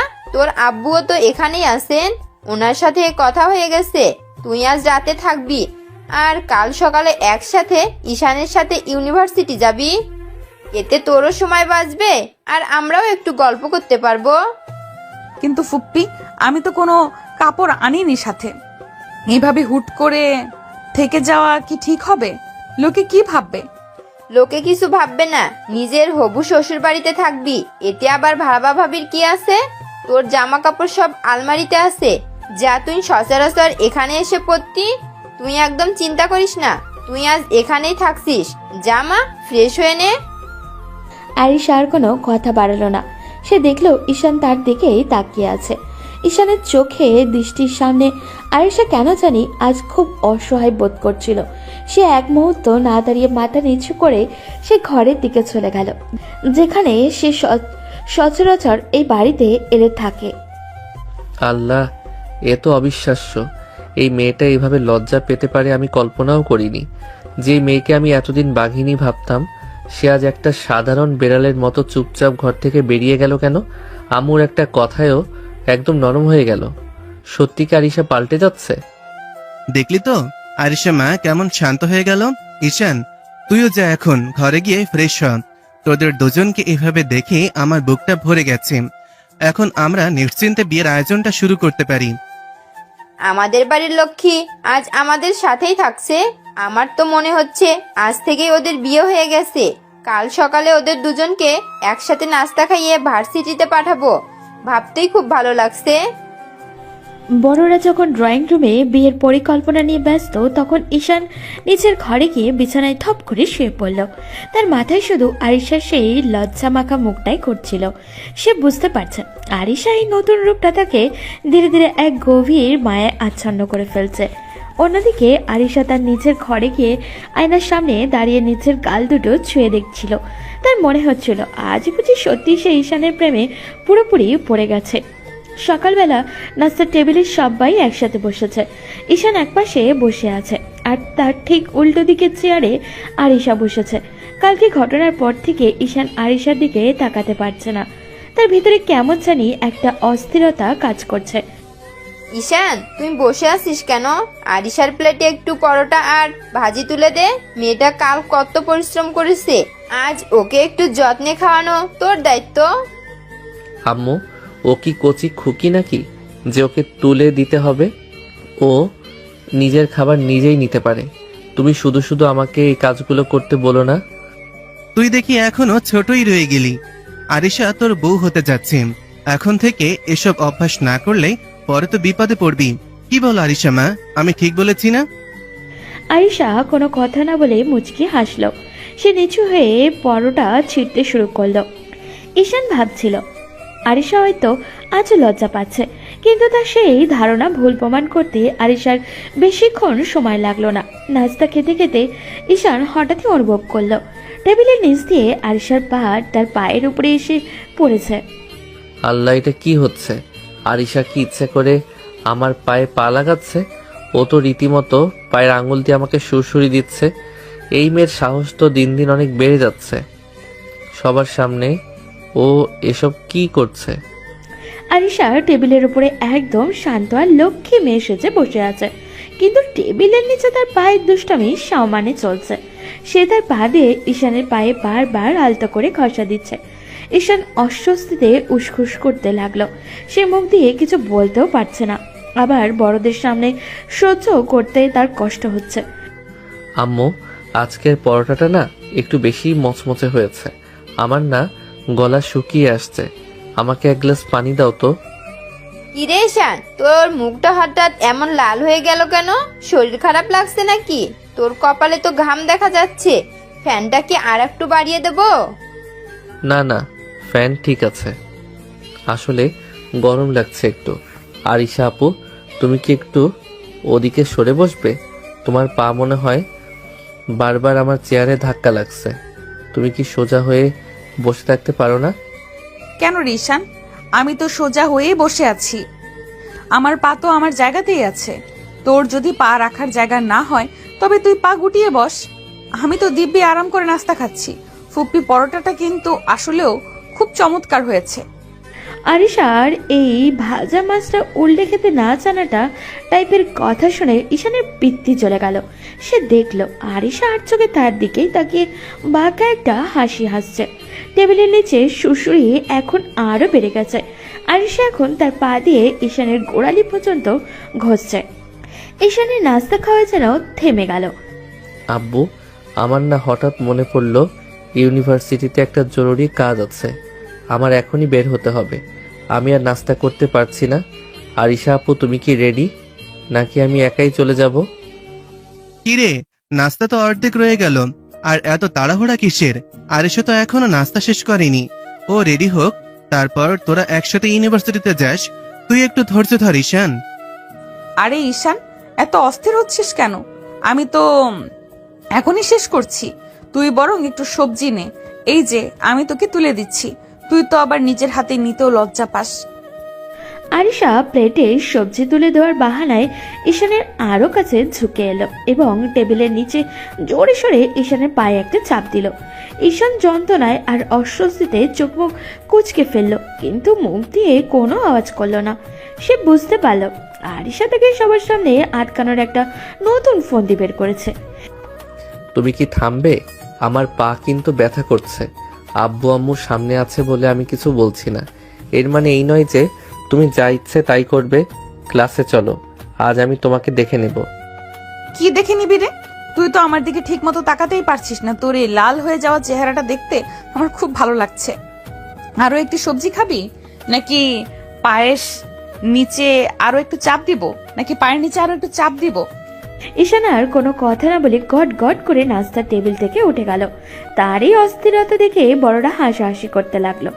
আয়েশা তৃপ্তির হাসি এসে তার নাস্তাটা শেষ করলো এবং নিজের ব্যাগ গুছিয়ে নিয়ে ঈশানের পিছন পিছন যাওয়ার জন্য তৈরি হলো। ইউনিভার্সিটিতে পৌঁছে ঈশান আর আরিশা যার যার ক্লাসে চলে গেল। ঈশানের মনে সকালে সেই নাস্তার টেবিলে অস্বস্তি তখনও কাটেনি। ক্লাস শেষ করে সে যখন বাইরে বের হলো, করিডোরে তার এক ক্লাসমেট মেয়ের সাথে দেখা হয়ে গেল। মেয়েটির সাথে ঈশান গাছতলায় দাঁড়িয়ে বেশ হাসাহাসি করে কথা বলছিল। ঠিক সেই সময় আরিশা তার ক্লাস শেষ করে ওই পথ দিয়ে যাচ্ছিল। তার সাথে ছিল তার প্রাণের বান্ধবী মায়া। হুট করে আরিশার নজর পড়ল গাছতলার দিকে। দেখলো ঈশান একটা মেয়ের সাথে খুব মনোযোগ দিয়ে কথা বলছে আর মাঝে মধ্যে হাসছেও। এটা দেখা মাত্রই আরিশার মুখ থমথমে হয়ে গেল।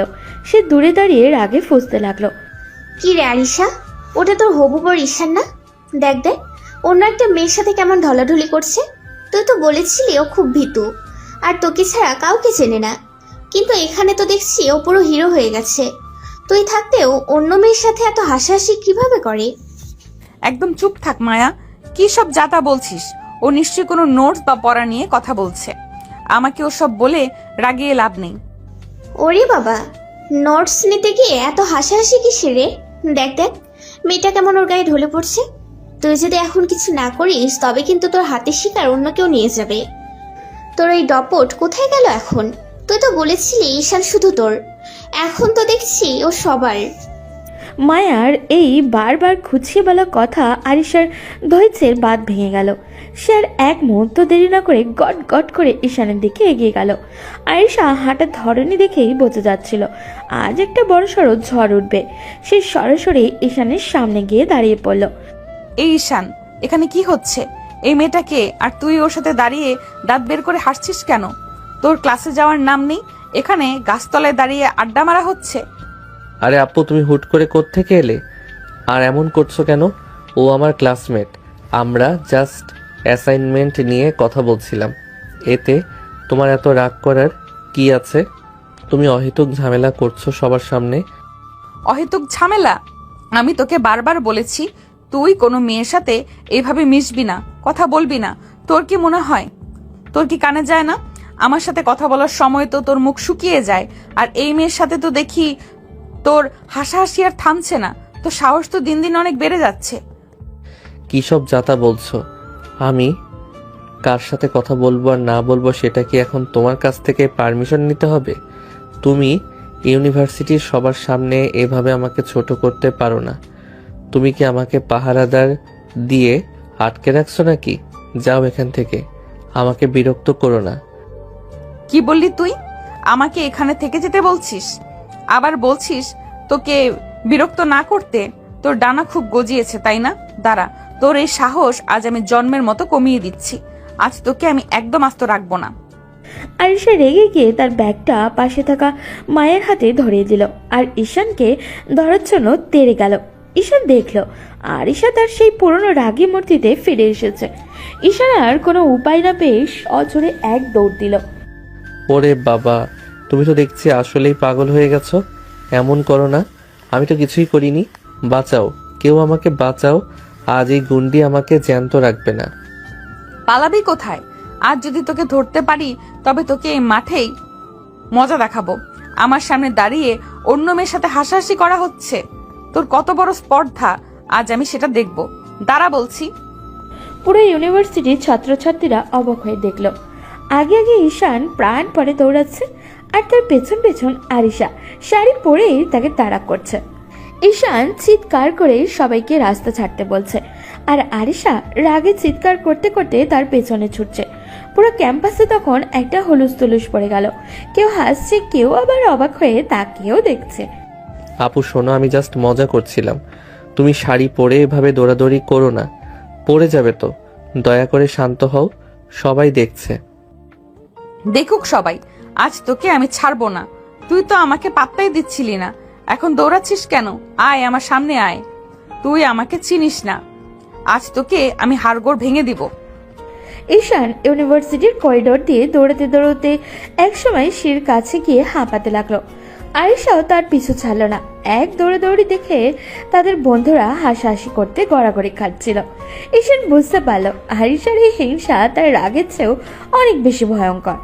গতকালই সেই দৌড়াদৌড়ির পর ঈশান কোনো মতে আরিশার হাত থেকে বেঁচে বাড়ি ফিরেছিল। সে ভেবেছিল একদিন পার হলে হয়তো আরিশার রাগ জল হয়ে যাবে, কিন্তু পরদিন সকালে ইউনিভার্সিটিতে গিয়েও আরিশা যা দেখলো তাতে তার সারা শরীরে আগুন ধরে গেল। দেখলে ঈশান আজ সেই একই মেয়ের সাথে দাঁড়িয়ে গল্প করছে আর গতকালের চেয়েও বেশি হাসাহাসি করছে। এই ছেলেটা কি মানুষ? কাল এত কাণ্ড করার পরেও ওর শিক্ষা হয়নি। আমি ভেবেছিলাম ও হয়তো ভয় পেয়ে ওই মেয়ের থেকে দূরে থাকবে, কিন্তু এই তো দেখি নির্লজ্জের মতো আবারও ওর সাথে ভিড়ছে। আজ এই মেয়েটাকেও আমি ছাড়বো না। আরিশা নিজেকে নিয়ন্ত্রণ করতে পারল না। সে ঝড়ের বেগে ঈশান আর ওই মেয়েটার সামনে গিয়ে দাঁড়ালো।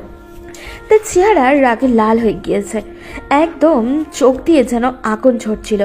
মেয়েটা আরিশাকে দেখে কিছুটা ঘাবড়ে গেল। এই যে মেয়ে, তোমার কি লজ্জাশরম বলতে কিছুই নেই? কালকের ঘটনা দেখার পরেও তুমি বারবার ঈশানের কাছে আসছো। তুমি কি জানো না ঈশান আমার হবু বর? কেন তুমি ওর আশেপাশে ঘুরঘুর করছো? অন্য কোনো ছেলে পাও না ঢং করার জন্য? আরে আপু, তুমি আবার শুরু করলে। তুমি এই মেয়েটাকে কেন অপমান করছো? ও তোর জাস্ট আমার বন্ধু। তোমার এই সন্দেহবাতিক রোগটা কবে সারবে?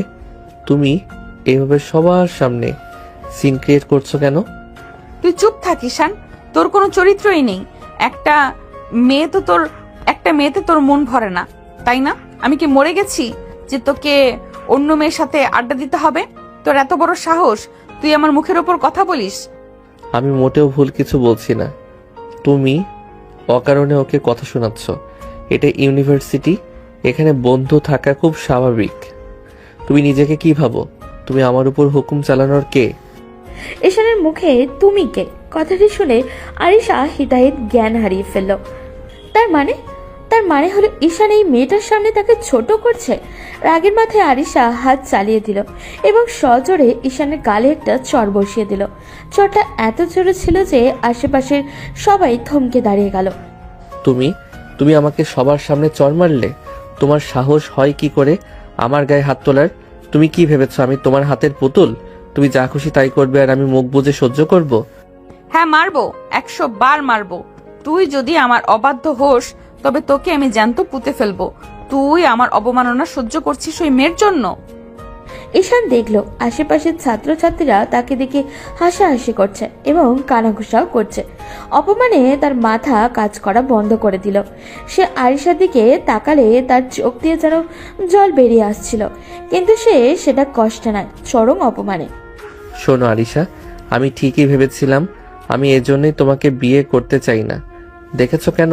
কারণ তোমার ব্যবহার একদম নিচু স্তরের।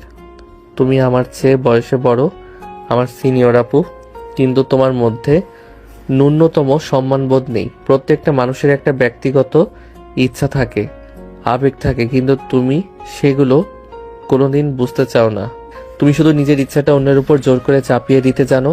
তোমার মতো একটা রাগী আর নিচুমন মেয়ের সাথে সংসার করার চেয়ে আমার ঘরে যাওয়া অনেক ভালো। তুমি শুধু গুন্ডামি জানো, ভালোবাসা তোমার জন্য নয়। ঈশানের প্রতিটা কথা আরিশার বুকে তীরের মতো বাজছিল। তার সেই রাগী চেহারাটা মুহূর্তেই ফ্যাকাশে হয়ে গেল। সে বুঝতে পারল সে সত্যি কি জোর করেছে। সে কি সত্যি ঈশানের মনের বিরুদ্ধে সবকিছু করেছে?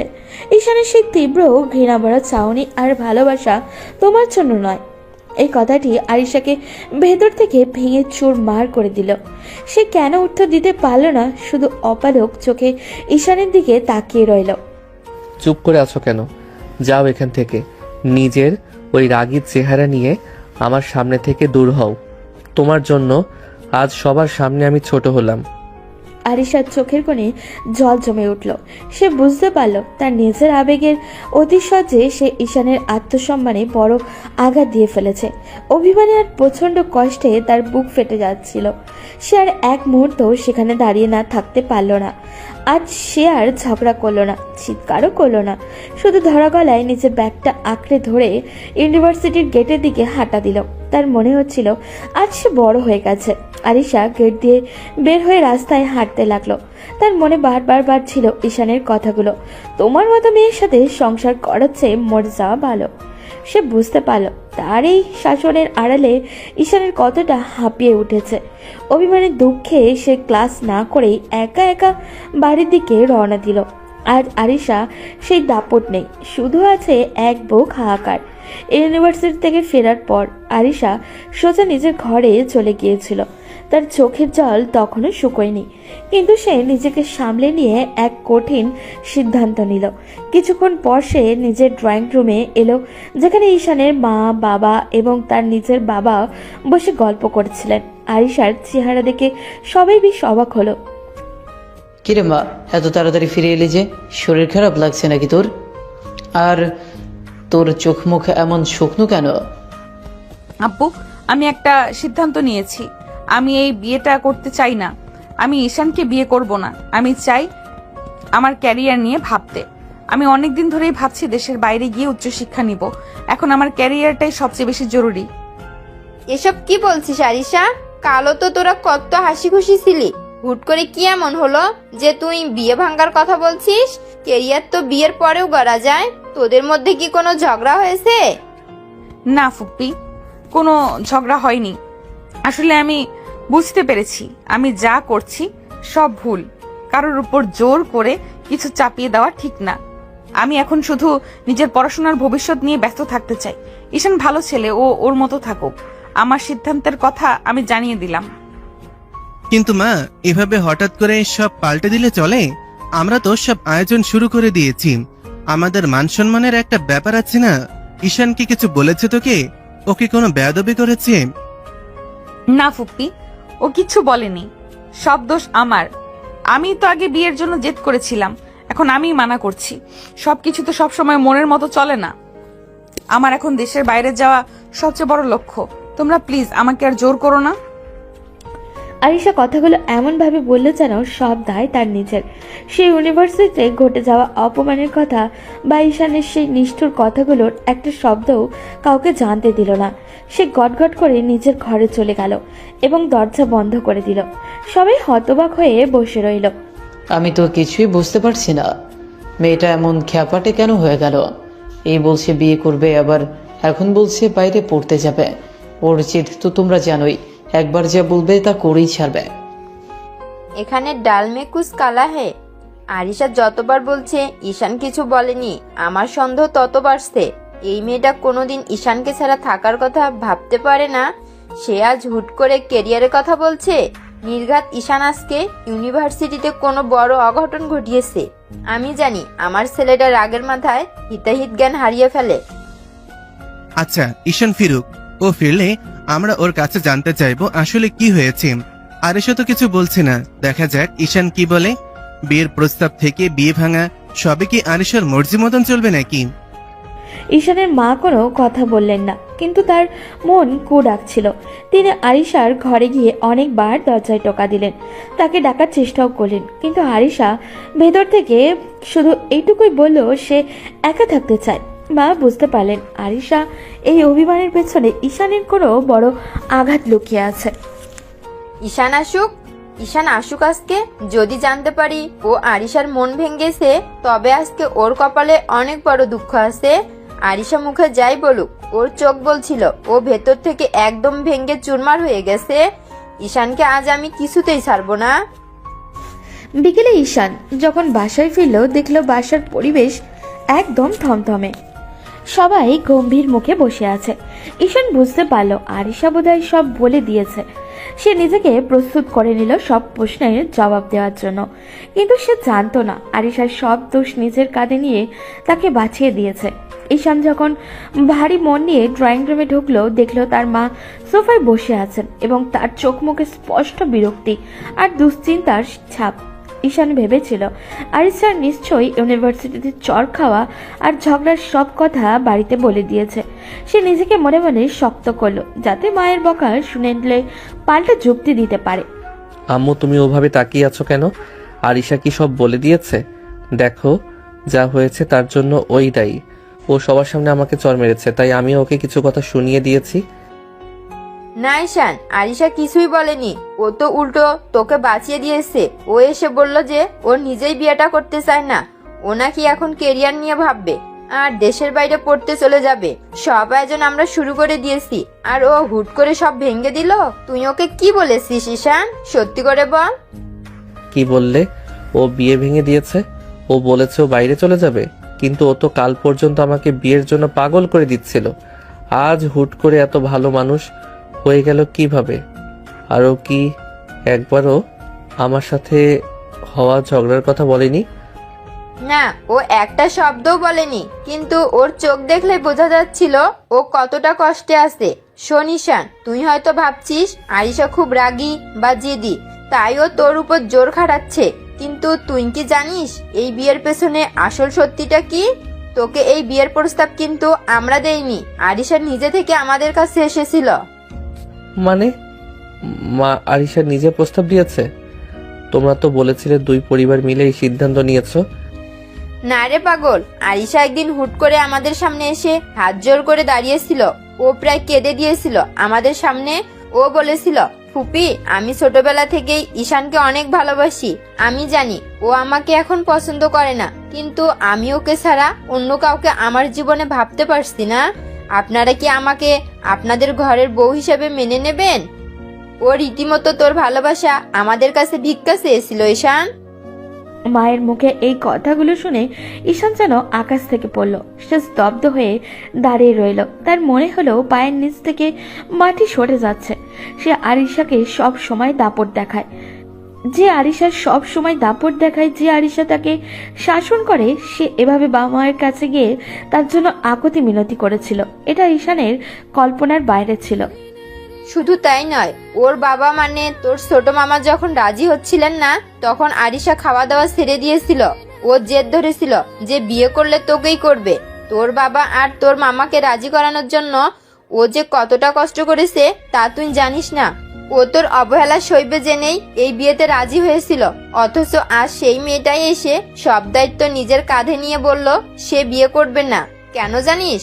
কারণ ও হয়তো বুঝেছে তোর সুখ ওর কাছে বেশি দামি। আমি তো এসব কিছুই জানতাম না আম্মু। ও তো সবসময় আমার সাথে খারাপ ব্যবহার করে, আমাকে ধমকায়।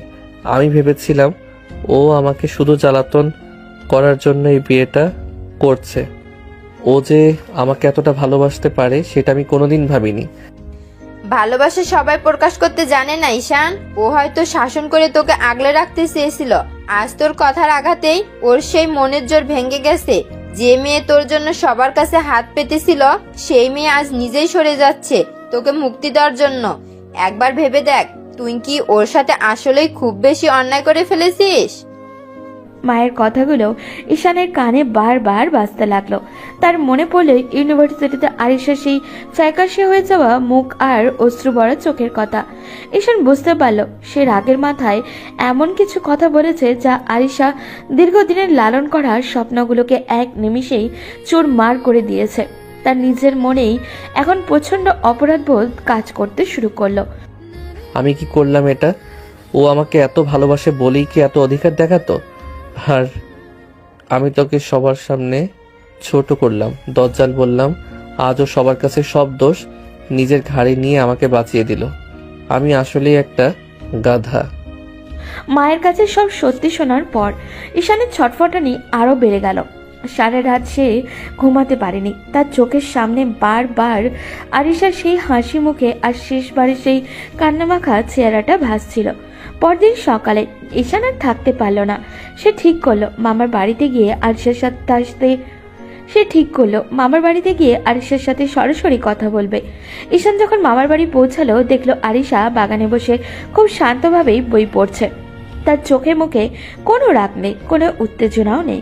অথচ এই মেয়েটাই সব সময় ঈশানকে দেখা মাত্রই চিৎকার করত কিংবা শাসনের নামে দাপট দেখাতো।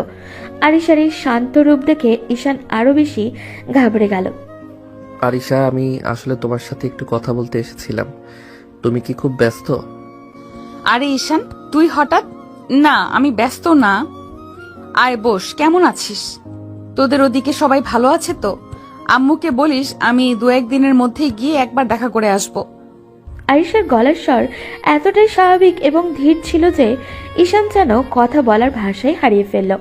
আরিশা থেকে তুই করে সম্বোধন করলেও তার মধ্যে আগে সেই অধিকারবোধ বা জেদ নেই। সে যেন খুব সাধারণ এক বড় বোনের মতো কথা বলছে। শোনো আরিশা, আমি গতকাল আসলে ওসব কথা রাগের মাথায় বলে ফেলেছিলাম। আমি বুঝতে পারিনি যে আমার কথায় তুমি এতটা আঘাত পাবে। আমি ক্ষমা চাইতে এসেছি। আমি সত্যিই দুঃখিত। ক্ষমা? তুই কেন ক্ষমা চাইছিস ঈশান? দেখ, তুই তো ভুল কিছু বলিসনি। আমি আসলে বেশি বাড়াবাড়ি করছিলাম। এতদিন আমি তোর উপর নিজের ইচ্ছেগুলো চাপিয়ে দিয়েছি, তোকে সারাক্ষণ বিরক্ত করেছি। কাল তোর কথাগুলো শুনে আমি বুঝতে পেরেছি যে আমি ভুল ছিলাম। তুই ক্ষমা চেয়ে আমাকে আর ছোট করিস না। কিন্তু তুমি তো হুট করে বিয়ে ভেঙে দেওয়ার কথা বললে। আম্মু সব বলল আমাকে। তুমি কেন নিজের ক্যারিয়ারের বাহানা দিয়ে আমাকে বাঁচাতে চাইলে? তুমি কেন বললে না যে আমি তোমাকে অনেক আজে বাজে কথা বলেছি? ওসব এখন থাক না, আমাদের তো আর বিয়ে হচ্ছে না, তাই ওসব নিয়ে অনুশোচনা করে লাভ নেই। আমি বিদেশে যাওয়ার জন্য সব পেপারস রেডি করছি। খুব দ্রুতই হয়তো চলে যাব। তুই এখন পড়াশোনায় মন দে, ভালো একটা রেজাল্ট কর। আর শোন, ওই মেয়েটি তোর ক্লাসমেট, ও যদি তোর ভালো বন্ধু হয় তবে ওর সাথে কথা বলতে আমার কোনো আপত্তি নেই। আসলে আমি বুঝতে পারিনি বন্ধুত্বের মানে। আরিশার কথাগুলো বলে আবারও বইয়ের পাতায় মন দিল। সে বারবার ঈশানকে এড়িয়ে যাওয়ার চেষ্টা করছে এবং কথাগুলো এমনভাবে বলছে যেন ঈশান তার জন্য খুব দূরের কেউ। ঈশানের বুকটা হাহাকার করে উঠল। সে আরিশার হাতটা ধরতে চাইল, কিন্তু আরিশা খুব কৌশলে হাতটা সরিয়ে নিল। তুমি এমন করছো কেন আরিশা? তুমি কি আমাকে শাস্তি দিচ্ছ? তুমি তো আমার উপর চিৎকার করতে পারো, আমাকে চর মারতে পারো, এমনকি দৌড়ানিও পারো, কিন্তু এভাবে শান্ত থেকো না। তোমার এই নীরবতা আমার সহ্য হচ্ছে না। তুই কি পাগল হয়েছিস ঈশান? আমি শান্ত থাকতে পারবো না তো কি করব?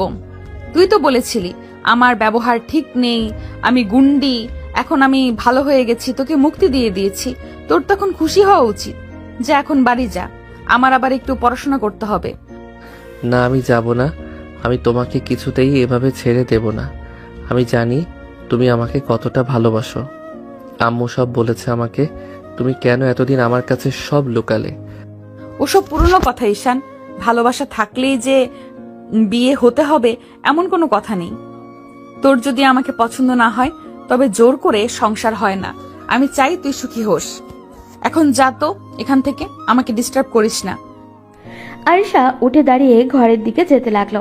ঈশান পেছন পেছন তাকে ডাকতে থাকলেও সে একবারও ফিরে তাকালো না। ঈশান বুঝতে পারল আরিশার অভিমানের পাহাড়ের মতো বড় হয়ে গেছে। যে মেয়ে একদিন তার জন্য সবার কাছে হাত পেতেছিল, সেই মেয়ে আজ নিজের সব অনুভূতি পাথর করে নিয়েছে। ঈশান নিজের ওপর নিজের ঘৃণা হতে লাগলো। ঈশান মামার বাড়ির বারান্দায় পাথরের মতো দাঁড়িয়ে রইল। আরিশার এই শান্ত ব্যবহারটাকে ভেতর থেকে কুড়ে কুড়ে খাচ্ছে। যে আরিশা তাকে সারাক্ষণ শাসন করত, আজ সে তাকে দূরত্বের মাপে মেপে কথা বলছে। ঈশান বুঝতে পারল তাকে আজ সব পরিষ্কার করতে হবে। সে আরিশার ঘরের দরজার সামনে গিয়ে দাঁড়ালো। আরিশা, তুমি কি একবার আমার দিকে তাকিয়ে কথা বলবে? তুমি যেভাবে আমার সাথে একদম অপরিচিত মানুষের মতো ব্যবহার করছো, সেটা আমার সহ্য হচ্ছে না। আমি জানি আমি কাল অনেক খারাপ কথা বলেছি, কিন্তু তার পেছনে একটা কারণ ছিল। তুই আবার এখানে কেন এলি ঈশান? আমি তোকে পরিষ্কার করে বলে দিয়েছি যে আমি এখন নিজের ক্যারিয়ার নিয়ে ভাবছি। তুইও তোর মতো থাক। আমাদের মাঝখানে যে তার অধিকারের দেওয়াল ছিল সেটা আমি নিজেই ভেঙে দিয়েছি। এখন আমরা শুধুই ফুফাতো ভাই আর মামাতো বোন, এর বাইরে আমাদের কোনো সম্পর্ক নেই। আরিশা, ওই মেয়েটার সাথে আমার কোনো সম্পর্ক নেই। ও আমার ক্লাসমেট।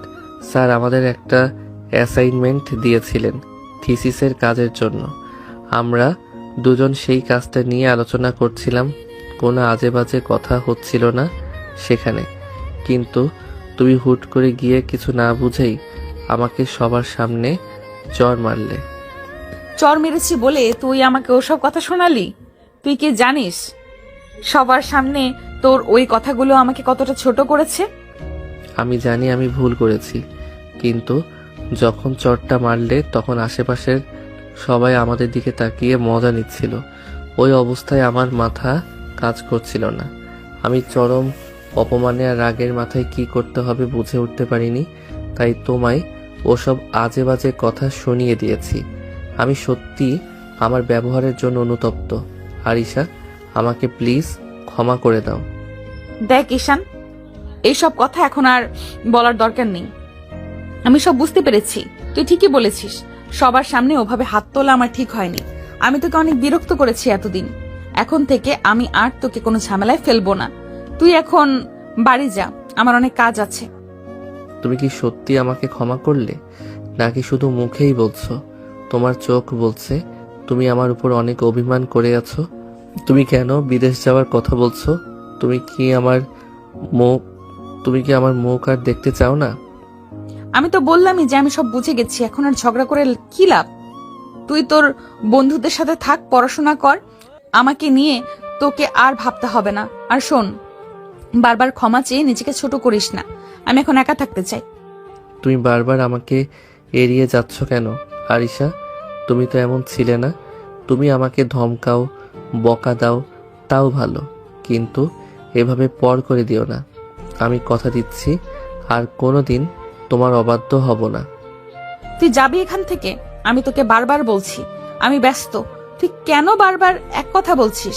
আমাদের মধ্যে যা হওয়ার ছিল তা হয়ে গেছে। এখন থেকে যে যার মতো থাকাই ভালো। তুই এখন যা ঈশান। আরিশা কথাগুলো বলে জানলার দিকে মুখ ঘুরিয়ে দাঁড়িয়ে রইল। ঈশান দেখল আরিশা কোনোভাবেই তার সাথে আগের মতো সহজ হতে চাইছে না। সে বারবার কথা ঘুরিয়ে ঈশানকে বিদায় করতে চাইছে। ঈশান বুঝতে পারল আরিশার মনের ভিতরে গভীর ক্ষতটা এত সহজে সরবে না। সে দীর্ঘশ্বাস ফেলে ঘর থেকে বেরিয়ে গেল।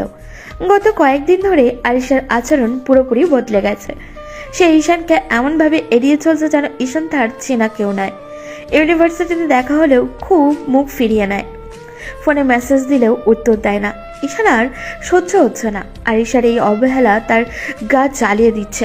ঈশান সিদ্ধান্ত নিল এভাবে আর চুপ থাকা যাবে না। একটা কিছু করতেই হবে। রাত তখন অনেক, চারিদিকে নিঝুম হয়ে গেছে, বাড়ির সবাই গভীর ঘুমে আচ্ছন্ন। ঈশান পা টিপে টিপে তার মামার বাড়ির পেছন দিকে গেল। সে দেখল আরিশার ঘরের জানলা খোলা আছে। ঈশান পাইপ বেশ সাবধানে আরিশার বারান্দায় উঠে পড়ল। জীবনের ঝুঁকি নিয়ে সে ঘরের ভিতরে পা রাখলো। দেখলো আরিশা তখনও ঘুমায়নি, বিছানায় বসে ল্যাপটপে কাজ করছে। ঈশান খুব শব্দহীনভাবে আরিশার একদম কাছে গিয়ে দাঁড়ালো। আরিশা হঠাৎ করে ছায়া দেখে চমকে উঠল এবং চিৎকার করে উঠতে চাইল। ঈশান কাল বিলম্ব না করে এক হাত দিয়ে আরিশার মুখ শক্ত করে চেপে ধরল।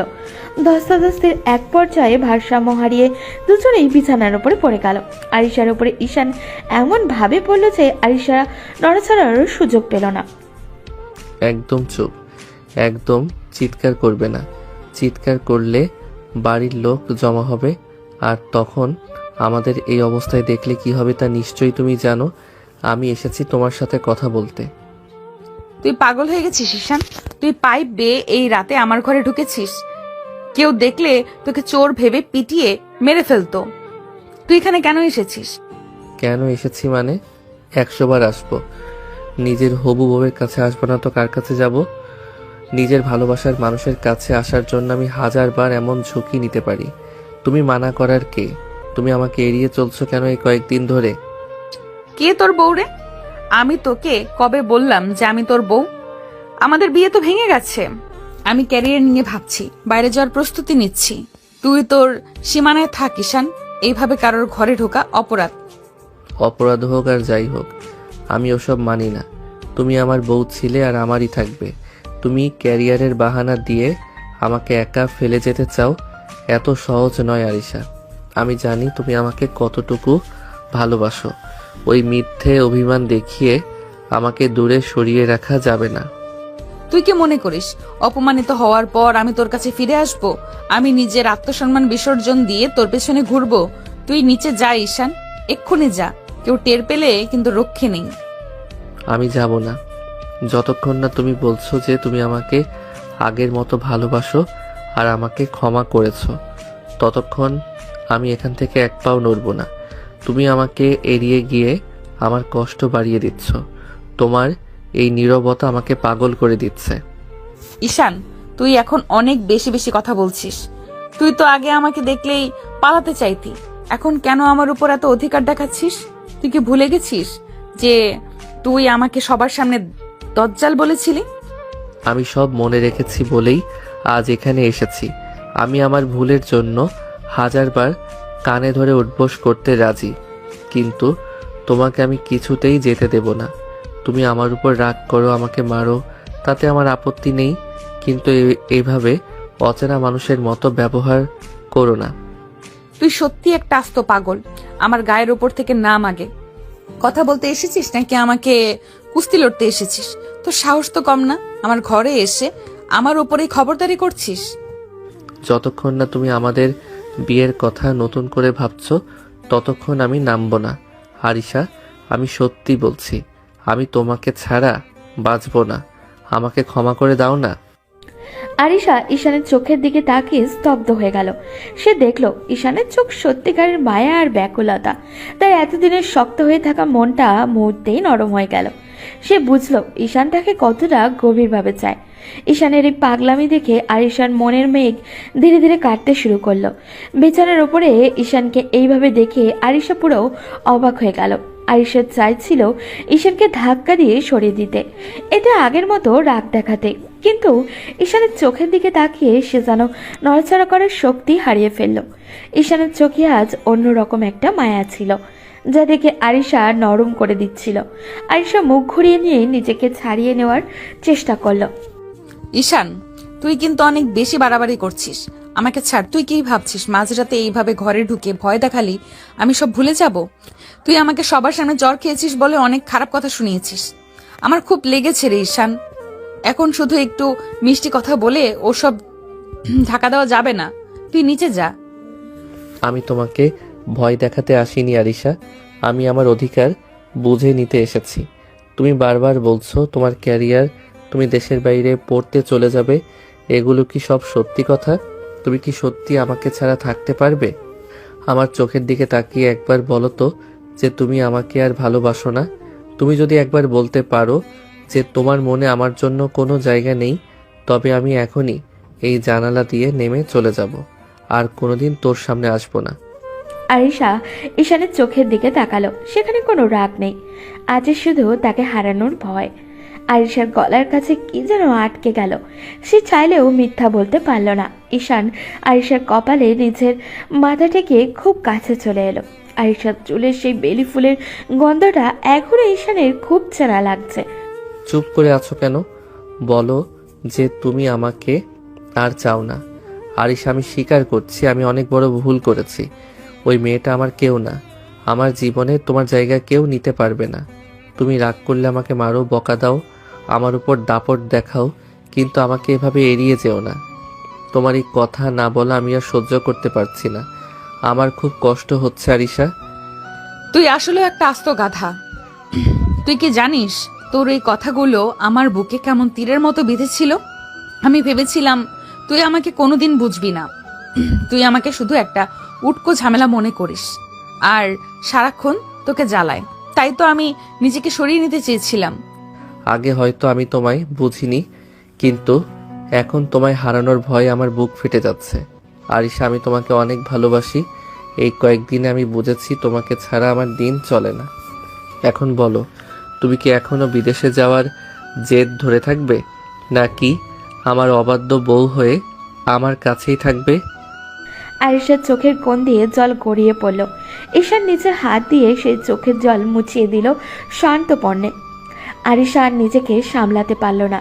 দু হাতে ঈশানের গলা জড়িয়ে ধরল আর তার বুকে মাথা রাখলো। ঈশানও তাকে খুব শক্ত করে জড়িয়ে ধরল।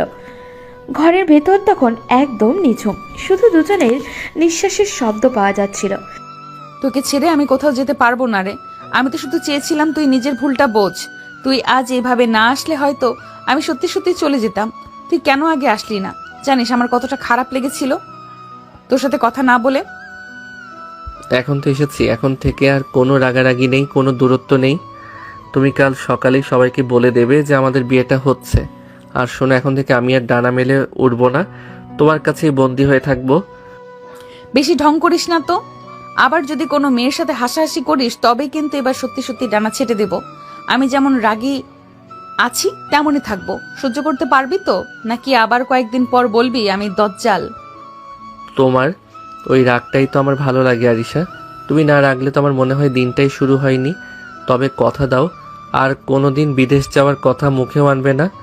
যদি আনো তবে আমি সত্যি তোমাকে চুরি করে কোথাও নিয়ে পালাবো। আরিশা মুচকে হাসলো। অনেকদিন পর তার মুখে সেই মিষ্টি চিরচেনা হাসি ফিরে এলো। ঈশান আরিশার কপালে একটা চুমু খেলো। সেই রাতে দুজনের সব অভিমান একদম নিমেষেই শেষ হয়ে গেল। আরিশা বুঝতে পারলো ঈশান তাকে আসলেও অনেক বেশি ভালোবাসে, আর ঈশান বুঝতে পারলো আরিশার কড়া শাসনের পেছনে আসলে অনেক বড় একটা ভালোবাসা লুকিয়েছিল। সকালবেলা সবাই ড্রয়িং রুমে বসে আছে। সবার মুখ খুব গম্ভীর। আরিশা তার সব ব্যাগ গুছিয়ে নিয়ে নিচে এসে দাঁড়িয়েছে। সে এমন ভাব করছে যেন সে আজকেই বিদেশে চলে যাবে। ঈশান একপাশে মন খারাপ করে বসে আছে। বাড়ির বড়রা ভাবছে তাদের মধ্যে মনে হয় আর কোনোদিন মিল হবে না। মা আরিশা, তুই কি আসলেই চলে যাবে? এইভাবে হুট করে সিদ্ধান্ত নিস না। রাগ করে নিজের ক্ষতি করিস না। বিয়েটা নিয়ে আরেকবার ভেবে দেখ। না বাবা, আমি অনেক ভেবে দেখেছি। ঈশান আমাকে পছন্দ করে না। ও আমাকে অনেক আজে বাজে কথা বলেছে। যেখানে আমার কোনো দাম নেই সেখানে আমি থাকবো না। আমি আজই চলে যাব। আম্মু, ওকে যেতে দাও। ও যদি থাকতে না চায় তবে জোর করে কি হবে? ও তো আমাকে সহ্যই করতে পারে না। ও অনেক বড় হতে চায়। ও পড়াশোনা নিয়ে থাকুক। আমার মতো ছেলেকে ওর দরকার নেই। তোদের এই ঝগড়া দেখতে দেখতে আমরা হয়রান হয়ে গেছি। ঠিক আছে, তোরা যা খুশি কর। আরিশা, তুই চলে যা। আর ঈশান, তুমিও নিজের মতো থাকো। আমাদের আর তোদের নিয়ে মাথা ঘামানোর দরকার নেই। আরিশা যখন ব্যাগ নিয়ে দরজার দিকে যেতে শুরু করলো, ঠিক তখনই ঈশান দৌড়ে গিয়ে আরিশার হাতটা শক্ত করে ধরে ফেললো। আরিশা হাত ছাড়ানোর জন্য অনেক চেষ্টা করলো, কিন্তু ঈশান একদমই ছাড়লো না। কোথায় যাচ্ছ? আমাকে ফেলে রেখে চলে যাবে? অত সহজ না। তোমাকে আমি কোথাও যেতে দেব না। তুমি তো সারাক্ষণ আমাকে ধমকাও, আমার ওপর দাপট দেখাও। এখন পালিয়ে যাচ্ছ কেন? দাপট দেখানোর হিম্মত শেষ হয়ে গেছে? ছাড় ঈশান, সবার সামনে তামাশা করিস না। তুই তো আমাকে যাতা বলেছিস, এখন কেন আমার হাত ধরছিস? আমাকে যেতে দে। কারণ আমি তোমাকে ভালোবাসি, আর তোমাকে জানানোর অধিকার শুধু আমার। আব্বু আম্মু শোনো, আরিশা কোথাও যাচ্ছে না। ও আসলে নাটক করছিল আমাকে ভয় দেখানোর জন্য, আর আমিও নাটক করছিলাম ওকে রাগানোর জন্য। বড়রা সবাই একদম অবাক হয়ে গেল। আরিশা তখন মুচকি হাসলো আর হাতের ব্যাগটা ফেলে দিয়ে ঈশানকে একটা হালকা কিল মারল। তার চোখে তখন জল, কিন্তু মুখে হাসি। সে ঈশানের হাতটা সবার সামনে শক্ত করে ধরলো। থাক বাবা, আর রাগ করে থাকা যাচ্ছে না। ফুপ্পি, আব্বু, আমাকে মাফ করে দাও। আমরা আসলে কাল রাতেই সব ঠিক করে নিয়েছি। আমি বুঝতে পেরেছি যে এই গাধাটাকে ছাড়া আমার একদিনও চলবে না, আর ও বুঝে গেছে যে আমার বকা ছাড়া ও সোজা হবে না। আম্মু, আরিশা যা বলছে সব সত্যি। আসলে আমরা দুজন একটু দুষ্টুমি করছিলাম।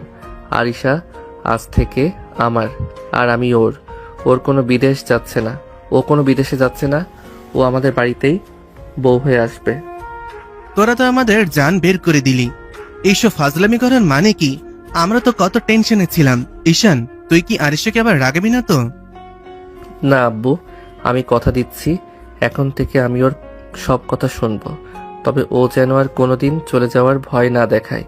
আরিশা, বলো তুমি এখন থেকে শুধুই আমার তো? হ্যাঁ রে পাগল, আমি শুধু তোর। তবে শুন, আমার রাগ কিন্তু কমবে না। তোকে সারাক্ষণ বকা দেওয়ার অভ্যাসটা আমার কোনোদিন যাবে না।